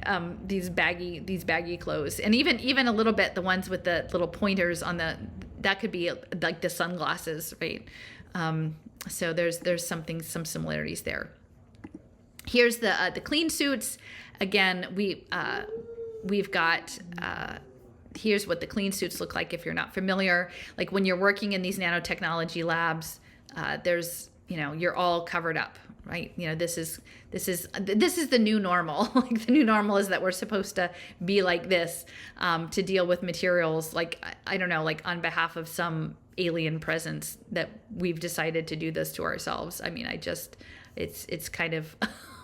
It's kind of wild to imagine, but yeah, termites or clean suits is what it's feeling like to me. And so you can see, you know, it's very, very much that way. Now, this in contrast, and I'm not trying to be like whatever, but this is her lingerie brand, Savage Fenty, and it's, I guess, both lingerie and sports. And I guess it's giving, like, I haven't really shopped for clothes in a really long time, but I guess it's like giving Victoria's Secrets a run for the money. So her whole business brand is definitely based on like a different kind of clothing architecture than the one that was on evidence in the Super Bowl. So it's not like she, you know, this was intentional. And why was it intentional? Like I haven't really heard anyone give a really good reason what they thought was going on with those coats other than that they were odd. Let's see. So we have the termites. Okay. The nanotechnology, I mentioned the whole skincare. We talked about nano in cosmetics. She has you know, I didn't really notice at first that this was a product placement, but clearly, like at one point, she, you know, someone hands her a compact and she, you know, pats her nose and whatever and hands it back. So there is a product placement for her brand of skincare and makeup products, which are, you know, again, you know, very nice products. But increasingly in skin and cosmetics, there is a lot of nanotech. And, you know, I'm even hearing from various circles that people in the alt health movement, influencer space, are like pitching products that are nanotech centered for like protection against free radicals or 5G or what have you. Like you're supposed to be covering yourself in nanotech for these other things. And I would say I just because it's made out of organic molecules, like I'm not quite buying all of this. So this is just a paper, you know, saying the role of nanotechnology for design and development of cosmeceutical application in makeup and skincare. And so also a lot of skincare is anti-aging. And so there's a lot of intersection with like the longevity treatments. And that's part of what's coming too. And here's a paper from 2017, Nano Cosmetics, Benefits and Risks. So at least there's somebody that's talking about that there are risks. Various nanomaterials and nanoparticles have been used in the development of cosmetics products, a field called nanocosmetic formulations. Advanced materials offer some benefits, while their utilization may be associated with some risk. And so it's an editorial sort of at least weighing that there are risks. But this idea of anti-aging and nanotechnology, like you could just be frozen forever, right? Like, I don't know, the nano equivalent of Botox. And so I would say on this, there was an article in Wired that talked about the technology of the lift platforms. And you know, the nature of that technology, that they were 15 to 60 feet above the field, and they were lit with LEDs, so that's significant, and they kept her off the grass. And they want that off the grass because they wanted to preserve their stadiums. in fact, they're so careful about the grass, I guess they roll it out and into this area outside the arena to have it get natural light, and then they roll it back in for game day. I guess this is being used as a parking lot. And then they would test the surface of the grass with something called an impact tester to make it safe for the players. But it was interesting that in this Wired article, this impact tester, in parentheses in the article, it says, some call this tool the thumper. And yes, you can imagine Dune. It does this by dropping a hammer on the ground and returning a numerical measurement called a Gmax. So this Wired article is mentioning Dune, which is interesting because I was talking with Cliff about this a couple weeks ago because he was re-listening to it. It was very formative for him, like as a young man, like in shaping his worldview. And a lot of it is about sort of eugenics and mind altering things through this slug thing, these worms. And so this is what I hadn't heard of the thumper. I haven't read the books, but it says that the thumper is a short stake with a clapper that pounds repeatedly to summon the sandworms. So I think these sandworms were part of this, like, I can't remember. Cliff, I wish I could remember more clearly what we talked about, but it was some sort of either a psychedelic or mind altering or a superpower thing that was extracted from these worms that gave people a superiority over others. So yeah, kind of odd that there's a Dune reference there in the platform discussion, but here's just another image of the cables. And that was clearly very complex. They were keeping the impact on the grass as small as possible and, hoping that maybe this was like a new fad. But I would say this idea of levitating, again, is you are disconnected from the magnetic resonance of the earth itself, right? So you're a mother and you're carrying a new life, but you are actually disconnected from the source of life that's in the ground and that's flowing through everything because you're in the air, and the air is much closer to the cloud in this disconnected existence. And then once you're not grounded, you can be manipulated more easily, like moving up and down on these stages. So let me see what else. I did think that it was interesting that the Rolling Stone article, they were talking about how, I'm not sure if she turned down a chance to be on the Super Bowl earlier, but, it said that she refused to appear after Colin Kaepernick's situation in 2017, that she didn't want to be a sellout or an enabler of that. But it's interesting to me because now I guess there have been some like nods to, having, certain anthems or certain slogans that express a sentiment of anti-racism. But it's hard to believe that like the NFL itself and all that it represents is suddenly in that small amount of time, like fully redeemed itself. So like, it seems like if you had concerns about it back then, like you would still have similar concerns. Like, I don't think that there was a transformational moment per se. I'm having a hard time thinking that that's the thing. And if anything, I feel like it is a nod to try to get people on board for the social impact finance regime that is coming, with the understanding that like if it's led by powerful Black women, like how could you be against it, right? If you're someone who believes in justice, if you have a woman of color who is a powerful presence, who is a businesswoman, who is grounded, who is a good mom, whatever, like, and they're saying augmented reality is the way to go. Like, we should all be, entrepreneurs in the metaverse, and this is our liberation is in this space. You can see how they've captured that narrative, like how they've claimed that space. So I'm just kind of skeptical, the end racism thing here. The inclusion of the Black national anthem, and the end racism. Like, for me, I feel like some of this is actually performative, and it's about creating triggering content and then tagging everyone. So you create the polarity and then you figure out, okay, which side of the line are you on and how far off the line are you and how extreme, so that we can note that for future management of your consciousness. In the levitation, so again, we've got the levitating stages. we also, to me, I feel like this speaks to twinning. So you have her in the middle, and she's on her own stage at the top by herself as the queen bee. But all of the other stages are twinned with two dancers, and then also the stages themselves are mirrored. So that's present, and then they're paired against each other going down. So there's stair steps. So there's like multiple levels of twinning happening, and I think that like the idea of the mirroring and the altered state of reality and the twinning is part of the like extended reality metaverse aspect and the digital twinning.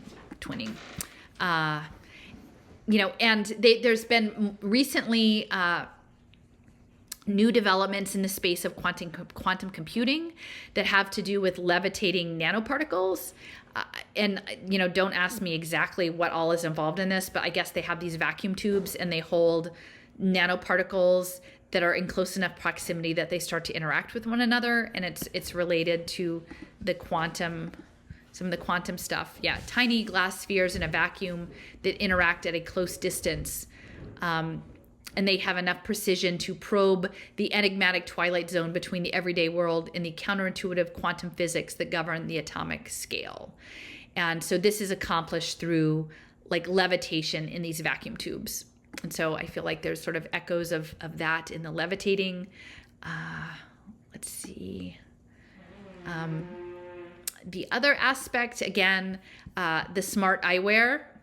Now, if I were the logistics person for such a thing, and you were going to have 80 dancers doing very physically involved, sometimes doing headstands and upside down programs, the idea that they would all be wearing glasses and that no one was going to lose their glasses or have them stepped on, like that seems, like maybe they're just attached in the back of their head and they're definitely not going anywhere. But to me, that seems complicating. So I do feel like the eyewear, again, you can't even see them. They are so individualized, you can't see their eyes. The eyes are the window to the soul. Like everything is covered up except for tiny flashes of skin, like at the torso that you see here and there. But the smart eyewear, I feel like is sort of a hat tip to, the augmented reality, both like eye protection in the lab, like the labs, but also, I have an article here from 2021 that's talking about stylish augmented reality frames, right? We've come a long way from Google Glass. And this is like a $1,500 pair that's Lenovo Think Reality glasses for $1,500. And they look actually pretty similar to what the people are wearing. So, I feel like I'm not saying that they were wearing augmented reality goggles, but I do think that there were echoes of that in the visualization. And then I did also notice that the outfits included chains. So, I'm assuming that this is a fashion statement, whether you're attaching your wallet to a chain or, pocket watch. I don't know what you put on a chain in your pocket, but these chains are like accessories. But to me, that this is sort of a hat tip to like the chaining of us onto blockchain, the chaining of our souls, these soul-bound tokens, the chain infrastructure that will come with Web3. And that, again, it's meant to look like a fashion accessory, but to me it speaks more largely to what is coming in a subtle chain, right? Like they're not going to come at you with a coffle, with a big thing around your neck, right? They'll just lightly chain you, and then you'll be chained to everyone else, but in a more nuanced way, and as opposed to a more overt dominating way that we've seen in the past. Let's see, I think this is just me. Yeah, so I've talked about the ungrounded and the multi-agent system. So this is the steering. And before I do this, I'm gonna actually pull a clip, because to me, this was really helpful to understand. So staffers have been looking into this person, Hannah Fry, who is a professor of mathematics of the city at the University of College London. And she was working in this Center for Advanced Spatial Analytics. So this is her. Look, you've got the square. I don't know if that's some Masonic reference there. The mathematics of the city and advanced spatial analysis. So they're using these equations around microfluidics to model population. So like you wouldn't think microfluidics would have anything to do with people, but I think they definitely do. So this is, this woman, Hannah Fry. And so I'm going to just play this clip that I took from a video that she did for the Royal Society for a Christmas thing. Huge group of people out here in the entranceway to the RI. If you'd like to come out and join me. Sure thing. So They're thank you doing very much everyone demonstrations. who came along bizarrely all wearing red hats. That's fantastic. And all of you wearing yellow. Well, how fortunate. This must be the new fashion. So we're going to try and experiment with all of you in a moment to see what happens when you're moving through a crowd. Okay, when you're moving in a crowd, I mean, everyone's making their own decisions. It's random, surely. It feels very random, very chaotic, unorganized. You're being bounced around. However, there are some patterns, and actually, we want them to walk naturally. So we're not going to tell them when the experiment starts. So really watch this. Actually, I'm really sorry, everyone. We've just realized, don't move yet, that we wanted the yellow hats on this side. We wanted, I know, the red hats on this. Not me, it's coming from upstairs. So I think we're clear. Okay, if you can, quick as you can. If you just swap over sides, exactly where you are, but opposite across. Okay, so you can see here, we've got an overhead camera rigged up so we can see. Come on, everyone, as quick as you can. Hurry up, come on, faster, please. We've got a TV show to do. Here we go. So They're not all jumbled it's up. not random, is it? All right, look at this. So Having because some wild everyone's- issues here. Everyone's just following each other, Yeah. and you end up with these very clear lines. So if these were random, it'd be a complete mix. Instead, we've got these fantastic stripes. Well, come on, everyone, let's keep it moving. You end up with these fantastic stripes. Look at that. So, everyone, that was fantastic. Thank you so much. And that was the experiment. So, thanks very much for getting involved. Thank you, Matt. Now, it turns out there are actually a lot of similarities between the maths of how people... Be quiet down there. How people flow through a corridor and how fluids behave. And if you can understand how people move when they're in a crowd, you can predict how they'll react in the case of an emergency. And that's something that's incredibly important if you are designing buildings or stadiums or train stations to make sure that your design is as safe as it could possibly be. And that is the point. That is what math is all about. It's all about discovering those invisible patterns, like this beautiful pattern left here by that swinging pendulum. Isn't that gorgeous? Much neater, I think, than you would expect. But you know, math isn't just about spotting patterns. It's also about using them to your advantage. So here is something that might look as though it's random. Best part of Christmas, obviously. Who gets the toy? Who gets to wear the hat? Now, you go, if you want to have a go on this. Because you only do this, go for it, a few times a year, you may not notice, there we go, you can have that one. You may not notice that there is actually a pattern to this, but luckily, I've done hundreds of these, and there is a knack to winning that I can explain to you. So what you do, what you have to do, I'll teach you right, and then I can show you. So what you want to do, you want to hold your end lower than the other person, use two hands with a really sort of steady, firm hold, and you don't want to do any twisting or pulling. You don't want to really tear this. So what you're trying to do, ultimately, you're trying to let the other person do all of the work, so that then you end up winning. Well done. You can have the hat now. Enjoy. I've got to be straight with you. This isn't going to work every single time, especially not if your opponent knows the same trick as you and you're just steadily trying to get lower and lower than the other person. But the maths of prediction isn't about saying what's definitely going to happen. It's about considering all of the possible outcomes and working out what's likely to happen. All right. So, I just want to point out some key things about that. So they're using the microfluidics equations to look at population flow. Now they're saying it's for safety, but really it's about predicting behavior and managing patterns. So that's related to some of the stuff I've been writing about in my current piece that is about prediction markets and betting, is that they're looking for patterns of behavior and then they're developing equations so that they can make the best guesses to win, right? So you use insider information that you have, like how high, like that you want to hold the cracker lower than the other person, and then you can win the toy, so that you can win the thing. So you want to have the most data for the best pattern recognition, and then you want to have the insider information on how to win the game. And like it wouldn't occur to you that physics equations that relate to fluid devices might be also relevant to managing people.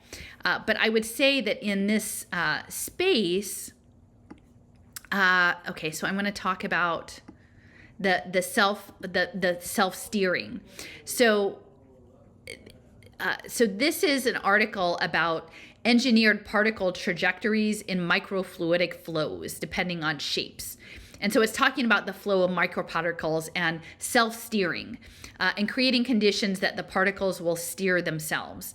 And so this really struck me when I was watching the halftime show, that some of the aspects of the agents, the white-coated agents, looked very much like a flowing particle, like a group particle,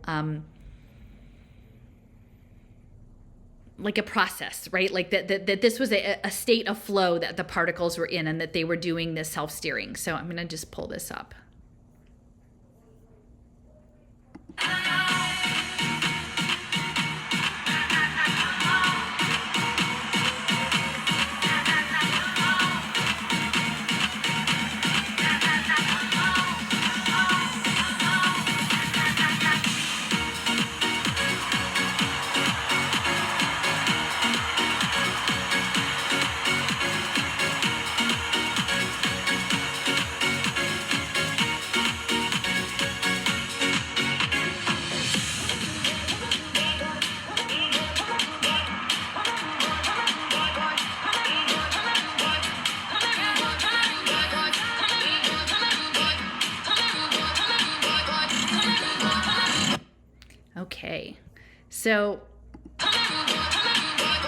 So what I noticed when I saw this, so there were aspects early on that were sort of like flowing. Let me see, like this is the part where they're flowing back and forth. Now I talked to Steph, like we had different interpretations of this. So when I said, I think maybe they look like termites, and she thought, well, maybe like tapeworms. To me, it feels parasitic. Like some of this stuff feels like a parasite. And I think she's sort of coming at the things from thinking about like nanotechnology, or like colonization of our body by outside particles like coming in and then wiggling around like that. That would be like a tapeworm, or like a parasitic infestation of our body and our energies. And so like the flowy part, I think she's imagining that that's sort of like a worm. Like for me, when I see the flowing, I'm thinking about microfluidics. And so later on, when they're sort of marching down the aisle, to me, so this is all like, just notice all the coordination that's happening, right? Like it's very well timed. Like think about the clock and the timing, that how these people, I don't know how you would do it. Like how, cause they're not seeing one another, but they're very coordinated. So at this point, they're walking down, and then they have these routines, and some of them are individual, but then they start to cluster in groups of 3. And so when I'm seeing that, I'm imagining these as like molecular communications. Like there are modules, and this module of 3 does this move, and this module of 3 does that move, and then they have their different routines. So this is a routine, and then the next one comes up, and then they do their routine, and then they move along, and then there's another routine, and so and then they've got their hands up routine. So these are like modular components. Like these are like running a routine. They've got their routine. Their routine is like unique and individual. So to me, this feels like a self-steering. Like they have a program, they know what they're supposed to do, and they're like steering themselves down this ramp to accomplish this goal. And it's very coordinated, but they're not all the same. So to me, this feels a bit like the symphony.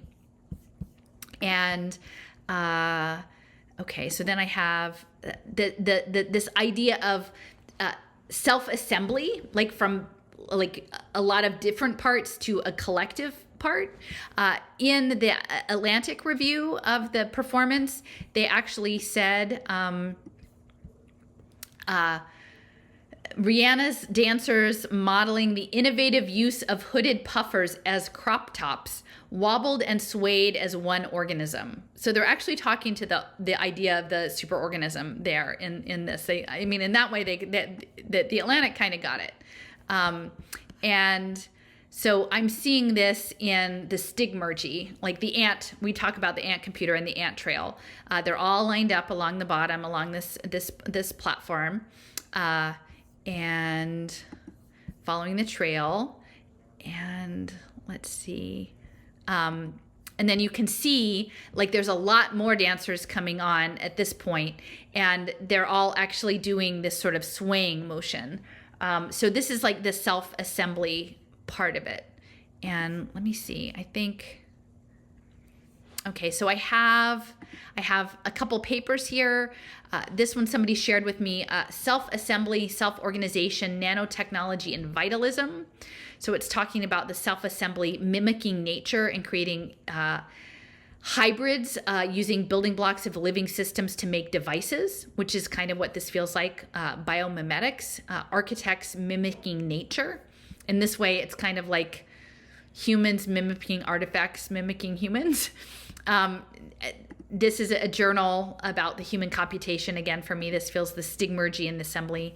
And this idea of the power of crowds, what they're looking at is to harness the wisdom of crowds. And so to me, like the modules of the three people doing their individual subroutines is like a crowd-based computational process.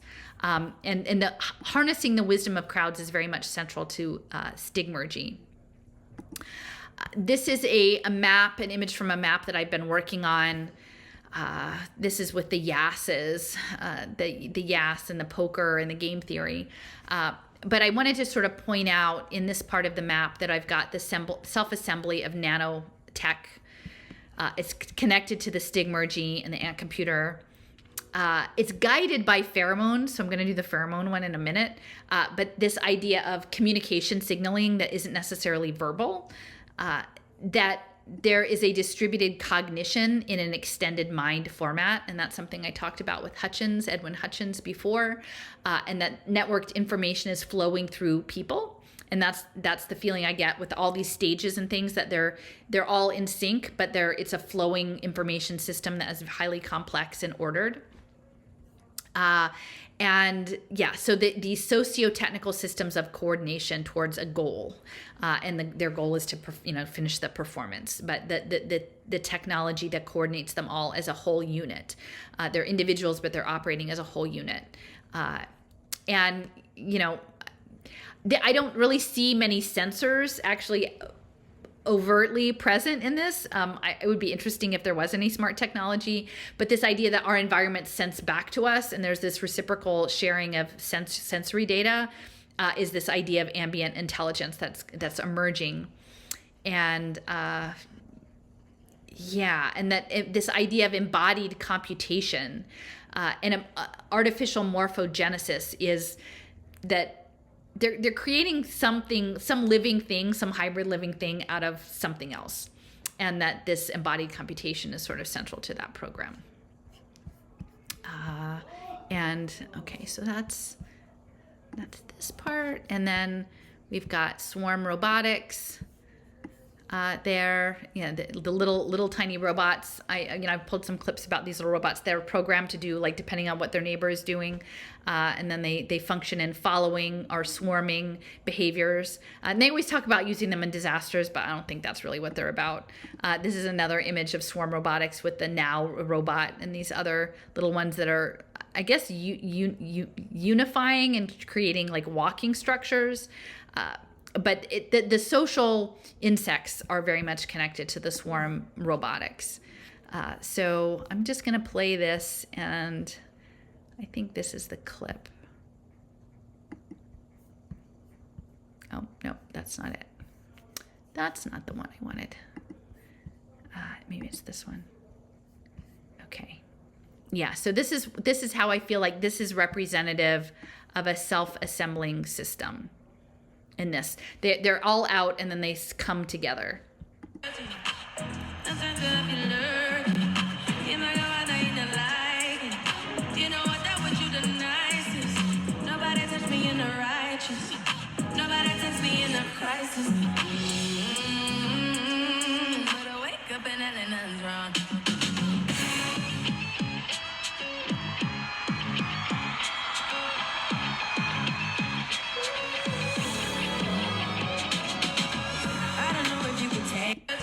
All right, yeah, so that for me, this part that's like the self-assembly, right? And you've got the leader, so she's like the beacon, and then they're all converging on this one point, like through a signal. And so to me, like, and the molecules are sort of bonding. So to me, this represents like a bonding nanotechnology.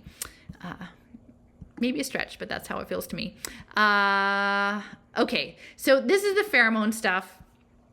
Now, this was a pretty prominent image. Again, pretty sexualized, where she's, you know, touching herself, and then later she actually lifts it to her face. And I was like, oh, that's stigmergy, because Steffers actually did a really great piece early on called "The Scent of Fear: Scent of Fear: Musings on Fear and Olfaction," and she was looking at early sensory chemosensory research, and a lot of it was actually done near me in West Philadelphia, near Penn, at the Monell Center. And it's interesting because they're focused on digitizing smell and taste. Now, when I was on the IEEE webinar with the guy Yu Yuan, you know, he was saying like this is what they're dialing in on now. They've got the vision and they've got the hearing. They're digitizing smell and taste for the metaverse, and like their grand challenge is to figure out how to get you drunk in the metaverse, like actually drunk, not just the taste of wine. But they're developing the chemical signals. And so again, this is just right in my backyard, the chemical signaling. And I remember this clip, you know, and I might play this clip because it's only about a minute and a half. It's a scientific experiment that was done at the Weizmann Center, I think, Weizmann Institute of Science, and it was about how we, in unconscious ways, use pheromone chemical signaling to assess new contacts, like to communicate across individuals, like biologically, in ways that we're not even realizing. So in this way, people touch hands and then they touch it to their eye or their nose, and it's like it's a way for the body to process a chemical signal from the person whose hand you just touched. So I'm gonna.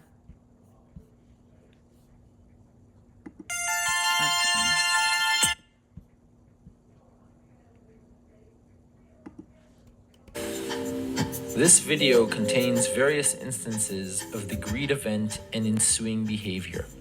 Here you see the handshake, which is the greet, coded in color up in the left-hand corner of the video screen. The experimenter is still in the room talking to the participant. There you saw a left and now double-handed self-sample.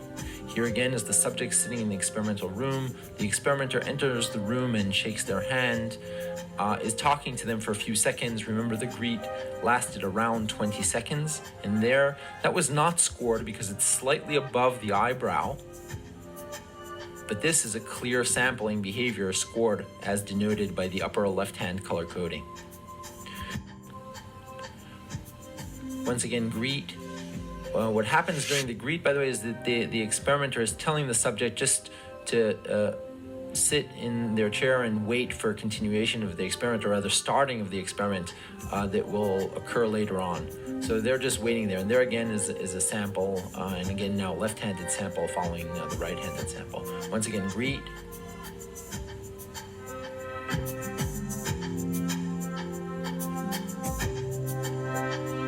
Sample. And again, maybe a bit with the left hand there too. Greet.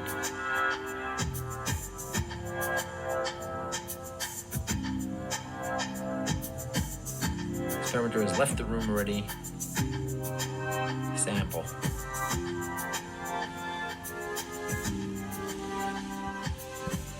Yeah. So I think that's really interesting, right? So there are ways subliminally we're already interacting with each other in terms of biochemistry. And so within the context of that, I was like, when I saw this image, I was like, oh, that's a pheromone thing. Like that's a chemo signaling. So I Googled, I was like, I don't know, vagina pheromone. Like I didn't want to type it in, but I did. And this is the first thing that comes up is vaginas, pheromones, and TikTok. What is the strange new trend of vabbing? And this is from last July. The act of taking one's vaginal secretions and using it as a perfume. And I guess that was a thing back in the time, but they're talking about that this is a pheromonal process. It is pheromones play an important role in how animals communicate with each other, and research is divided on how significant it is. But it is about genetic makeup.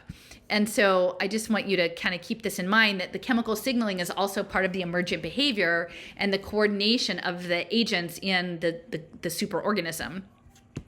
So I'll...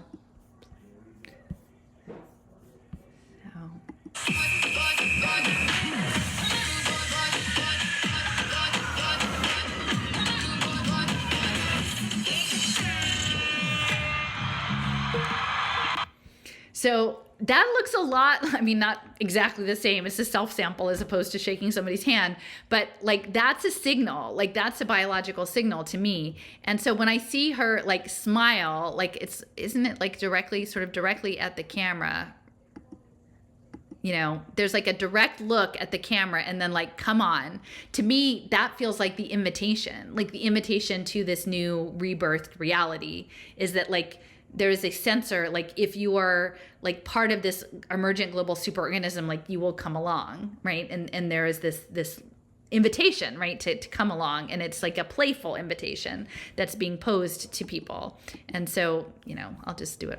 Let me just do the last little bit. So she's like, yeah, she's waving everybody in and like with this smile. So let me see what else we've got.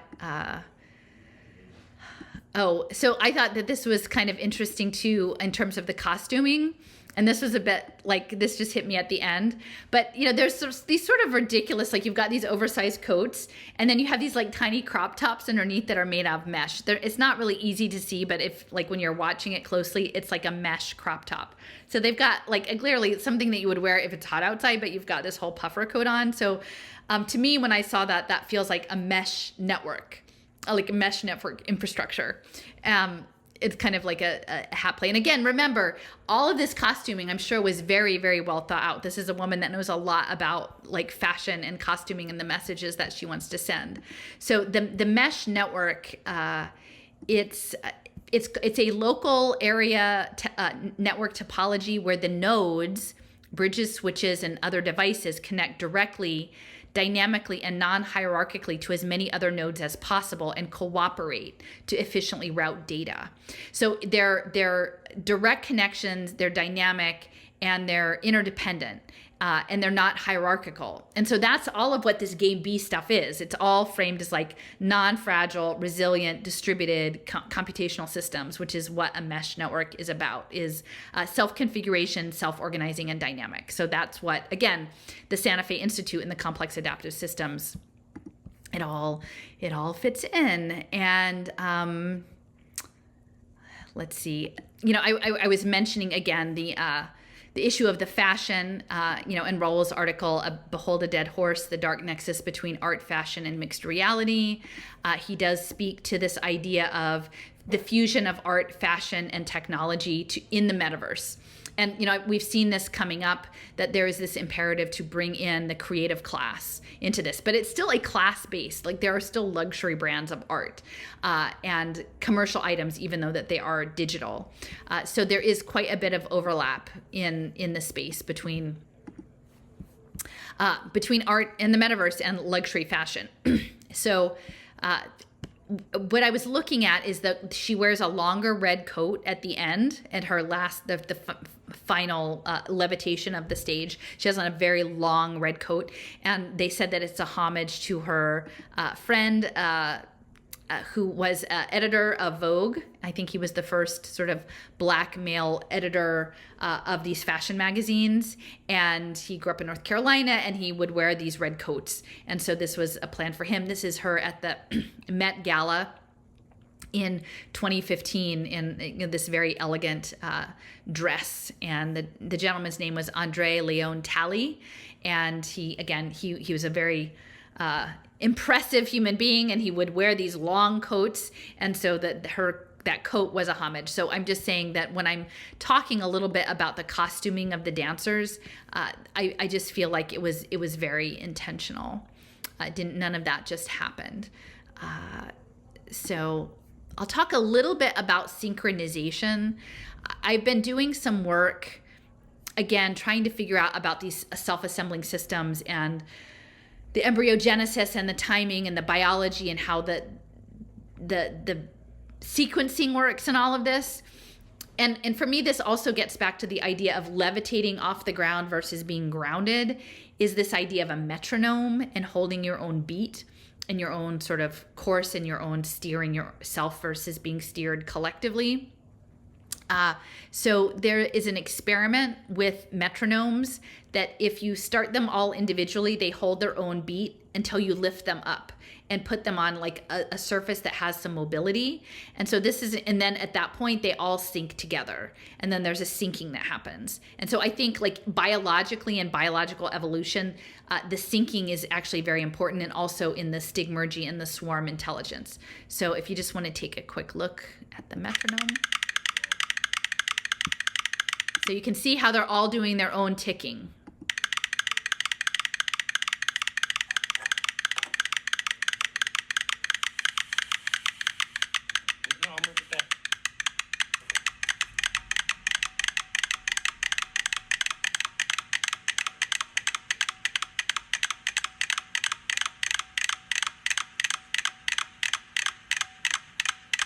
Okay, so now they're all synced up, and then once they sync up, they can't regain their own individual thing. So I feel like some of the steering that is happening to us through frequency and light and sound and possibly nano is in this category of frequency, and the metronome like speaks to that.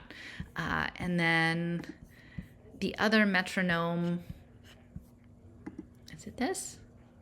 Yeah, I'll only play a little bit of this, but this is actually a musical piece called About 100 Metronomes, and it was put on in a church a few years ago, like in 2019. But it just shows like what the tempo is when all of these metronomes are in their own time. And so for me, like, while I think that there is something about a wholeness and being connected in a larger energetic universe, like we are all on our own path and on our own course, and when the game B narrative speaks to wholeness, that like we're supposed to give up that to be part of the superorganism, to be part of the whole. And like there's a tension being held between individuality and the collective. So this is just individual metronomes that are grounded.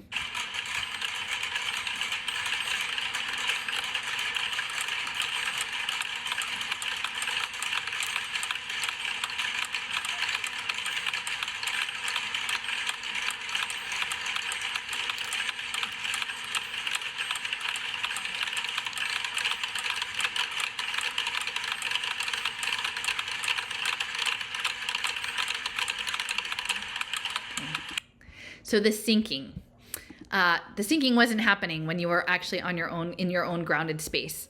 And, you know, this is just an article that I pulled that spoke to a little bit about like synchronization of collective effort. It was from, just looking at the date, 2013, Contextual Synchronization for Efficient Social Collaborations in Enterprise Computing, a case study on Tweet Pulse. It is important to be aware of user context for supporting efficient collaborations. Eventually, collaborations among users are contextually synchronized by dynamically organizing a number of communities. A set of users in each community can share their skills and core competencies. We have shown the experimental results collected, setting thresholds, searching for performance, and robustness testing. So this to me speaks to this idea of the modules, going back to the units of 3 men who were doing the particular moves. Like they've got their own subroutine and they're like set together contextually. And then that is a collaboration within a larger collaboration. So the synchronization is important in that space. So this is what came to me in the synchronization.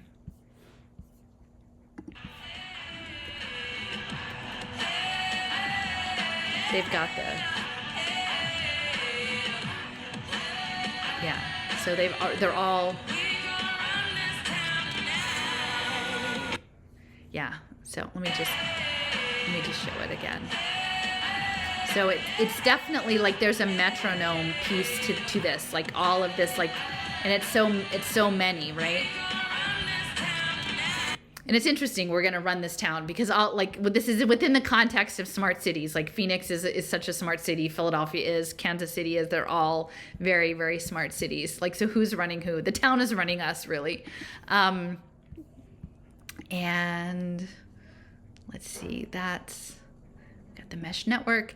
So before I spoke to the twinning, this idea that there are two people on each of the stages except for her, and then these stages are mirrored. So it's twinned across from each other, like they're paired, and then they themselves are twinned through the mirror image. And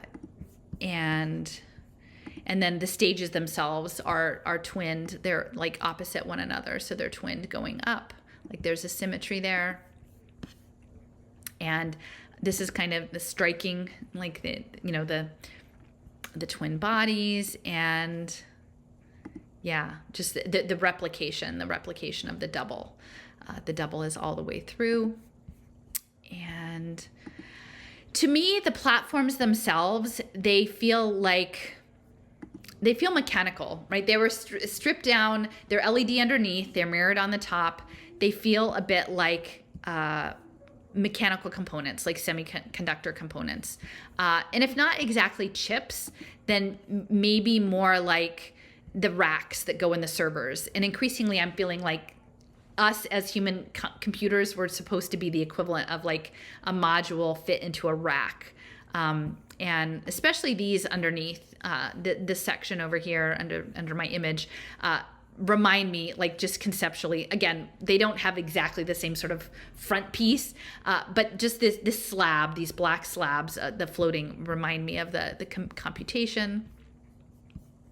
And let me close this up. Yeah. And this is actually a waveguide. Now, don't tell me how the waveguides work. I'm trying to figure out. It's a way of somehow routing signal and frequency. And there are a lot of different shapes, but this particular shape of these ones reminded me a lot of the red course. And it's very distinctive, this red. So you've got the floating stages, and then which are black with LEDs, and then you've got the red course, which to me, the holes in it too strike me as a waveguide for this photonic communication. So you see the holes there, and then this to me evokes very much like a waveguide system. And then these themselves are more like the server rack elements. And they could also be, they also are somewhat like a screen, like, sort of Black Mirror-y screens sort of thing.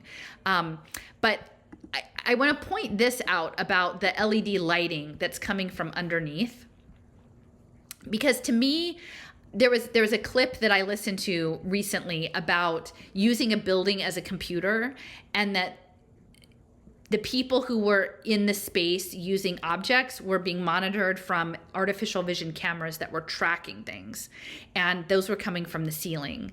Now, there's also aspects of the light that is optogenetics, that is about light using deep light to affect how your mind works, like in the neurons in your mind. So that's the optogenetics. But I think there's some combination of having this AI artificial light-based computation, like looking down, that makes me feel like this embodied computing. So with that in mind, so look at this image of like a light coming down, like a big overhead light, and then listen to this clip.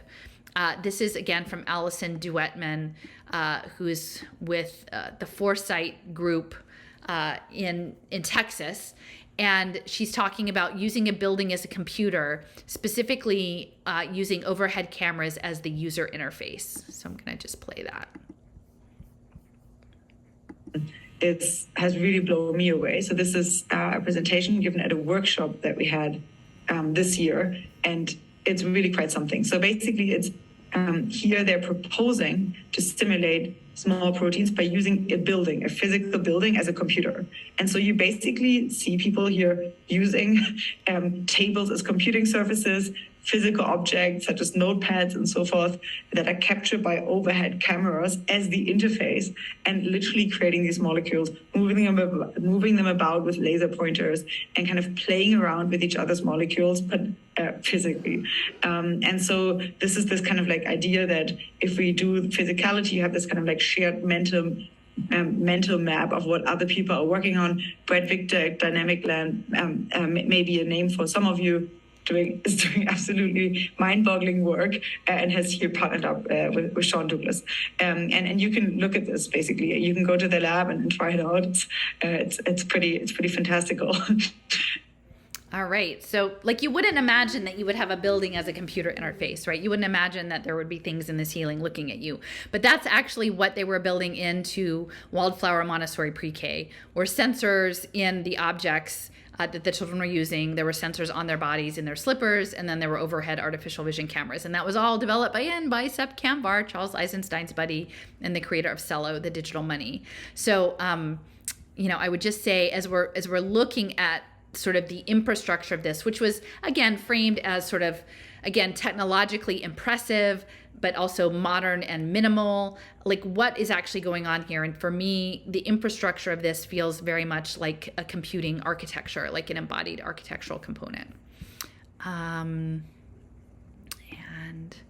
let's see, I think I'm already there. Okay, so the photonics diamonds are really actually central to photonic computing. Like photonics is what's coming next, and diamonds are part of that. Like industrial level diamonds are key to photonic and light-based communications and computing, like supercomputing. So there's a lot of diamonds and crystals on her final song was diamonds, I guess, or diamonds. So that seems to be, again, not just diamonds as wealth, but these are industrial diamonds. And, they were speculating, diamonds, which was the songs that she was going to sing.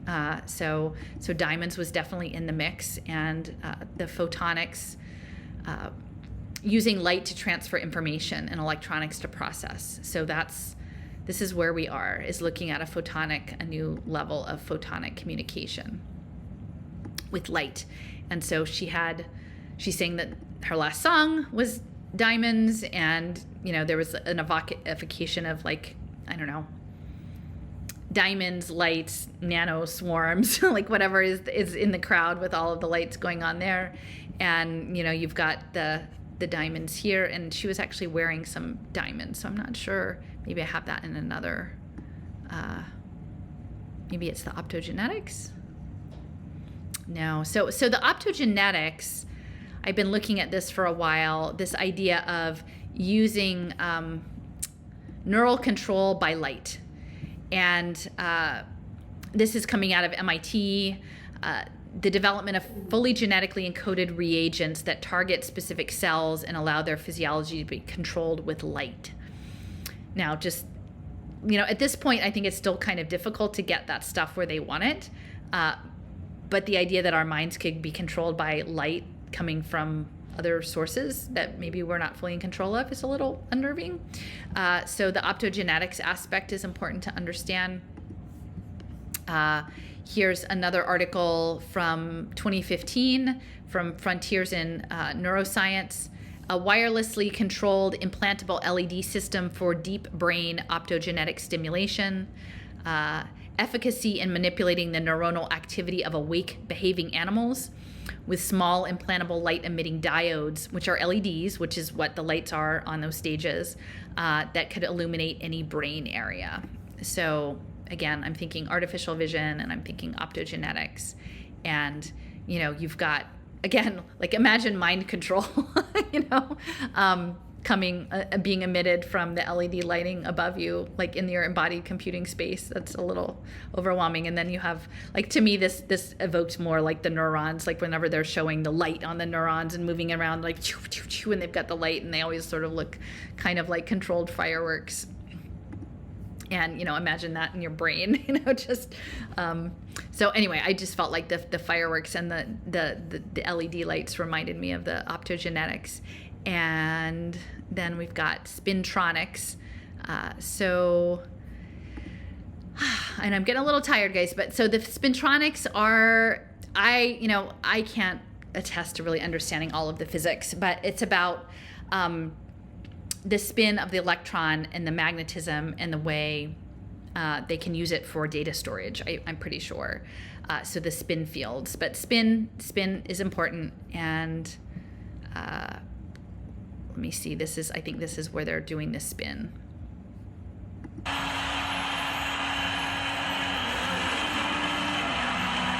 So the camera is spinning. You've got the camera spin. And then you've got their neck spinning. And you can kind of see the crystals on her ears. I thought I got a better picture of that. Strippers and dollar bills. Got my money. Tron shots gonna get a reveal.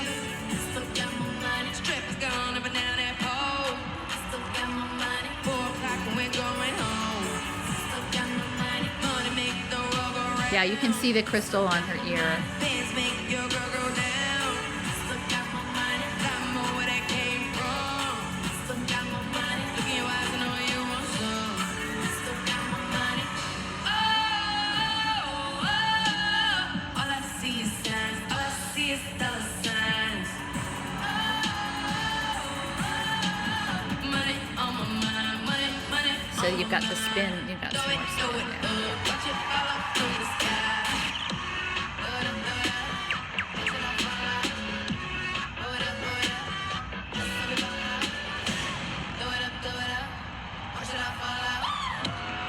So there you got the spin. And again, the spin is sort of the spiral dynamic as well.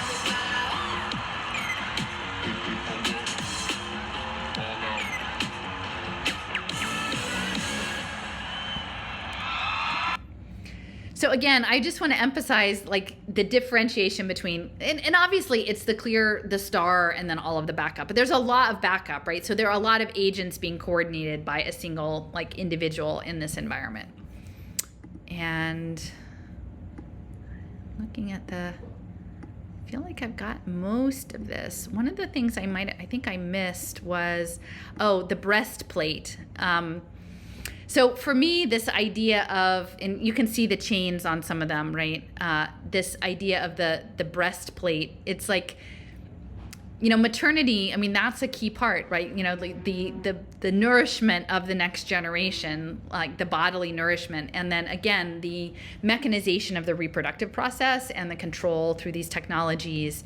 And, again, disconnected from the ground and completely covered. Like she's the only one with any kind of bodily figures that are visible, but even in that body that as it's being seen, it's being encased in like a plastic structure, right? And so, we've known all the stuff with like the formula and like, I think that there's this pressure to like make nursing children weird or like it's swinging back. When I had my child, like it was definitely, everybody was like, nurse if you can. But I think what's moving forward is they're probably going to start to say like, we have a more improved version of nourishment for your baby, and so you should definitely do this like personalized medicine component rather than like nurse them off of your own breasts. And so to me, there's something weird going on there with the breast. It's not your typical sexualization of women, like over sexualization. It's, if anything, it's a containment system that's being shown there. So I think that's got most of the stuff that I wanted to talk about.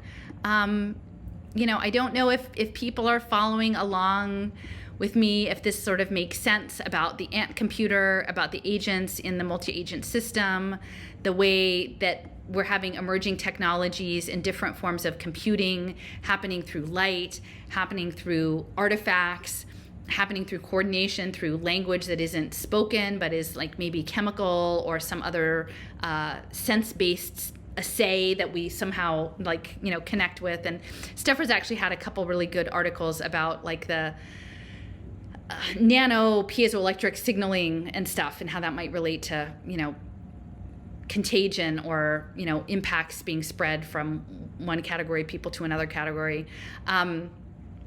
So I think it's all very interesting. I think if they wanted to sort of make a show and tell a story about a future of technological superiority and sell it to us in the name of liberation and restorative justice and, some sort of, you put a good beat to it, you put like songs out that people are connected to and that they, swing along with. Like for the most part, everyone's like, yeah, we like the music. Like we don't really know what was about that stuff, but we like that and we're really excited about the baby. Oh, let me see. There is one. I didn't think I got. Where did I put that? Is it this? Yeah, so this is I guess Jimmy Kimmel, and it's talking about the pregnancy piece. And I'm just going to play this real quick. Expecting announcement in the history of the world. When Belly comes out, every living room in America just stopped waiting for someone, preferably a woman, to say something about whether. Everyone's like, when did she have that last baby? And my wife was searching for her ovulation chart. All hands were on deck at our house trying to figure this out. Afterwards, a spokesperson for Rihanna's stomach confirmed that she is indeed pregnant. She had a baby in May and now has another one in the oven. So if you're one of those 19 million people who called in sick to work today, Rihanna last night had a 9-month-old in her dressing room. She was 8 millimeters dilated, still managed to get out there and do her job.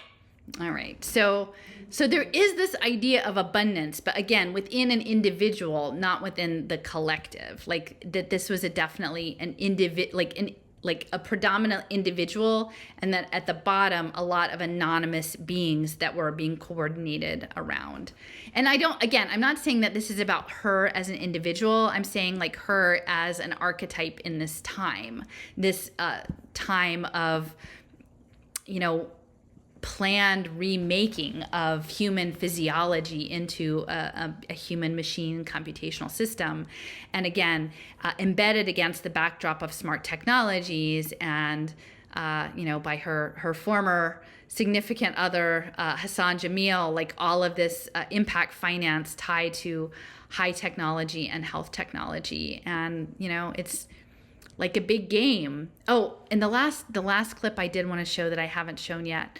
So Jim Rutt, I put a clip up on my channel yesterday from him, because what we'll see is there's a major interest in control, again, over women and children, because that's their creative force. Like that's what this thing wants, is that it wants into creation, into like the creative force of the universe, whether that be, through the God, through and then the creative force that as it flows through women and children. So they want to contain the parenting. Like in that respect, I think in some ways, like there is a micromanagement on the parenting side of things to be what it is going to be like to raise a good digital citizen. And so within the context of this game B, and going back to my education chops, here he's saying like, in the spirit of decentralization and sort of, libertarian thinking, pull your kids out of school, do your own thing, experiment on them, come back, and then we'll figure stuff out. But then he does go later into this idea of deciding what is good parenting and intervening in the parenting process. And I would say, like, there definitely were hints of that in the bit that I heard of the Jordan Peterson interview about like what is a good child and what is a good parent and how it's done, like this prescriptive behavior. And I think that this is definitely going to be coming in through the impact finance space. Let me just run this clip. On the other hand, I would suggest it's time for more doers to show up, and particularly on Twitter Game B, there are people now pounding the table. Let's do something. Let's do something. And for people who like to do things, I'd suggest find the other doers and go do something, and realize it ain't going to be perfect the first time out of the chute, and even just experiment with the piece parts. You don't like public schools, which is one of the I think relatively consistent beliefs in the Game B community. Then build a charter school in your community and use your ideas, see how they work, and make sure they're informed with Game B ethos. And if it works, report back. That's I think the key part. Do experiments. Report back and report your failures and your success. One of them is parenting. I think there's been a lot of interest in preschool age children. How do the parents and the children interact correctly? What is the right kind of home life for children? How do we help make sure that Game B children are well balanced, joyful, productive, non-neurotic, etc. And something we share with all the way back to the Emancipation Party is a strong interest in rethinking economics, the monetary system, banking, investment, rivalrous versus non-rivalrous economics. Those have been themes consistent all the way through. And I would particularly point people to Daniel Schmottenberger's essays that are pointing the way towards what a new economics might be. Yeah. So the idea of good parenting. From a lot of interest. I mean, I think that that's like, and then control of that, and the idea that that might be controlled within like a smart contract universe, right? So the game B is what they're going to pitch up to us. Like, to me, it feels like this is a coming out party for the technological component of game B. That's going to be, you know, radical participation, quote unquote, democracy with tokens and bets and all of social policy that is linked to outcomes. And the improvement outcomes may be that we all become centaurs and like hosts to parasitic nanotechnology. And that this is situated, it's just a remaking. It's not really a game B, it's just a game A point, whatever. Because we've again, we're not actually communing with the natural world. We're doing something else. We're in some other story. We're telling ourselves we're in a certain story, but I think we've wandered off into some other story and we're confused about that. So anyway, so I guess that's it for tonight. But that is my assessment of the halftime show, and I'd love to hear your feedback, or you know, I'd be interested if you've come across people that have other more holistic interpretations on what they thought it meant, the white puffer coats, whether they be clean suit or termite or tapeworms or something like that. And anyway, thanks for staying with us.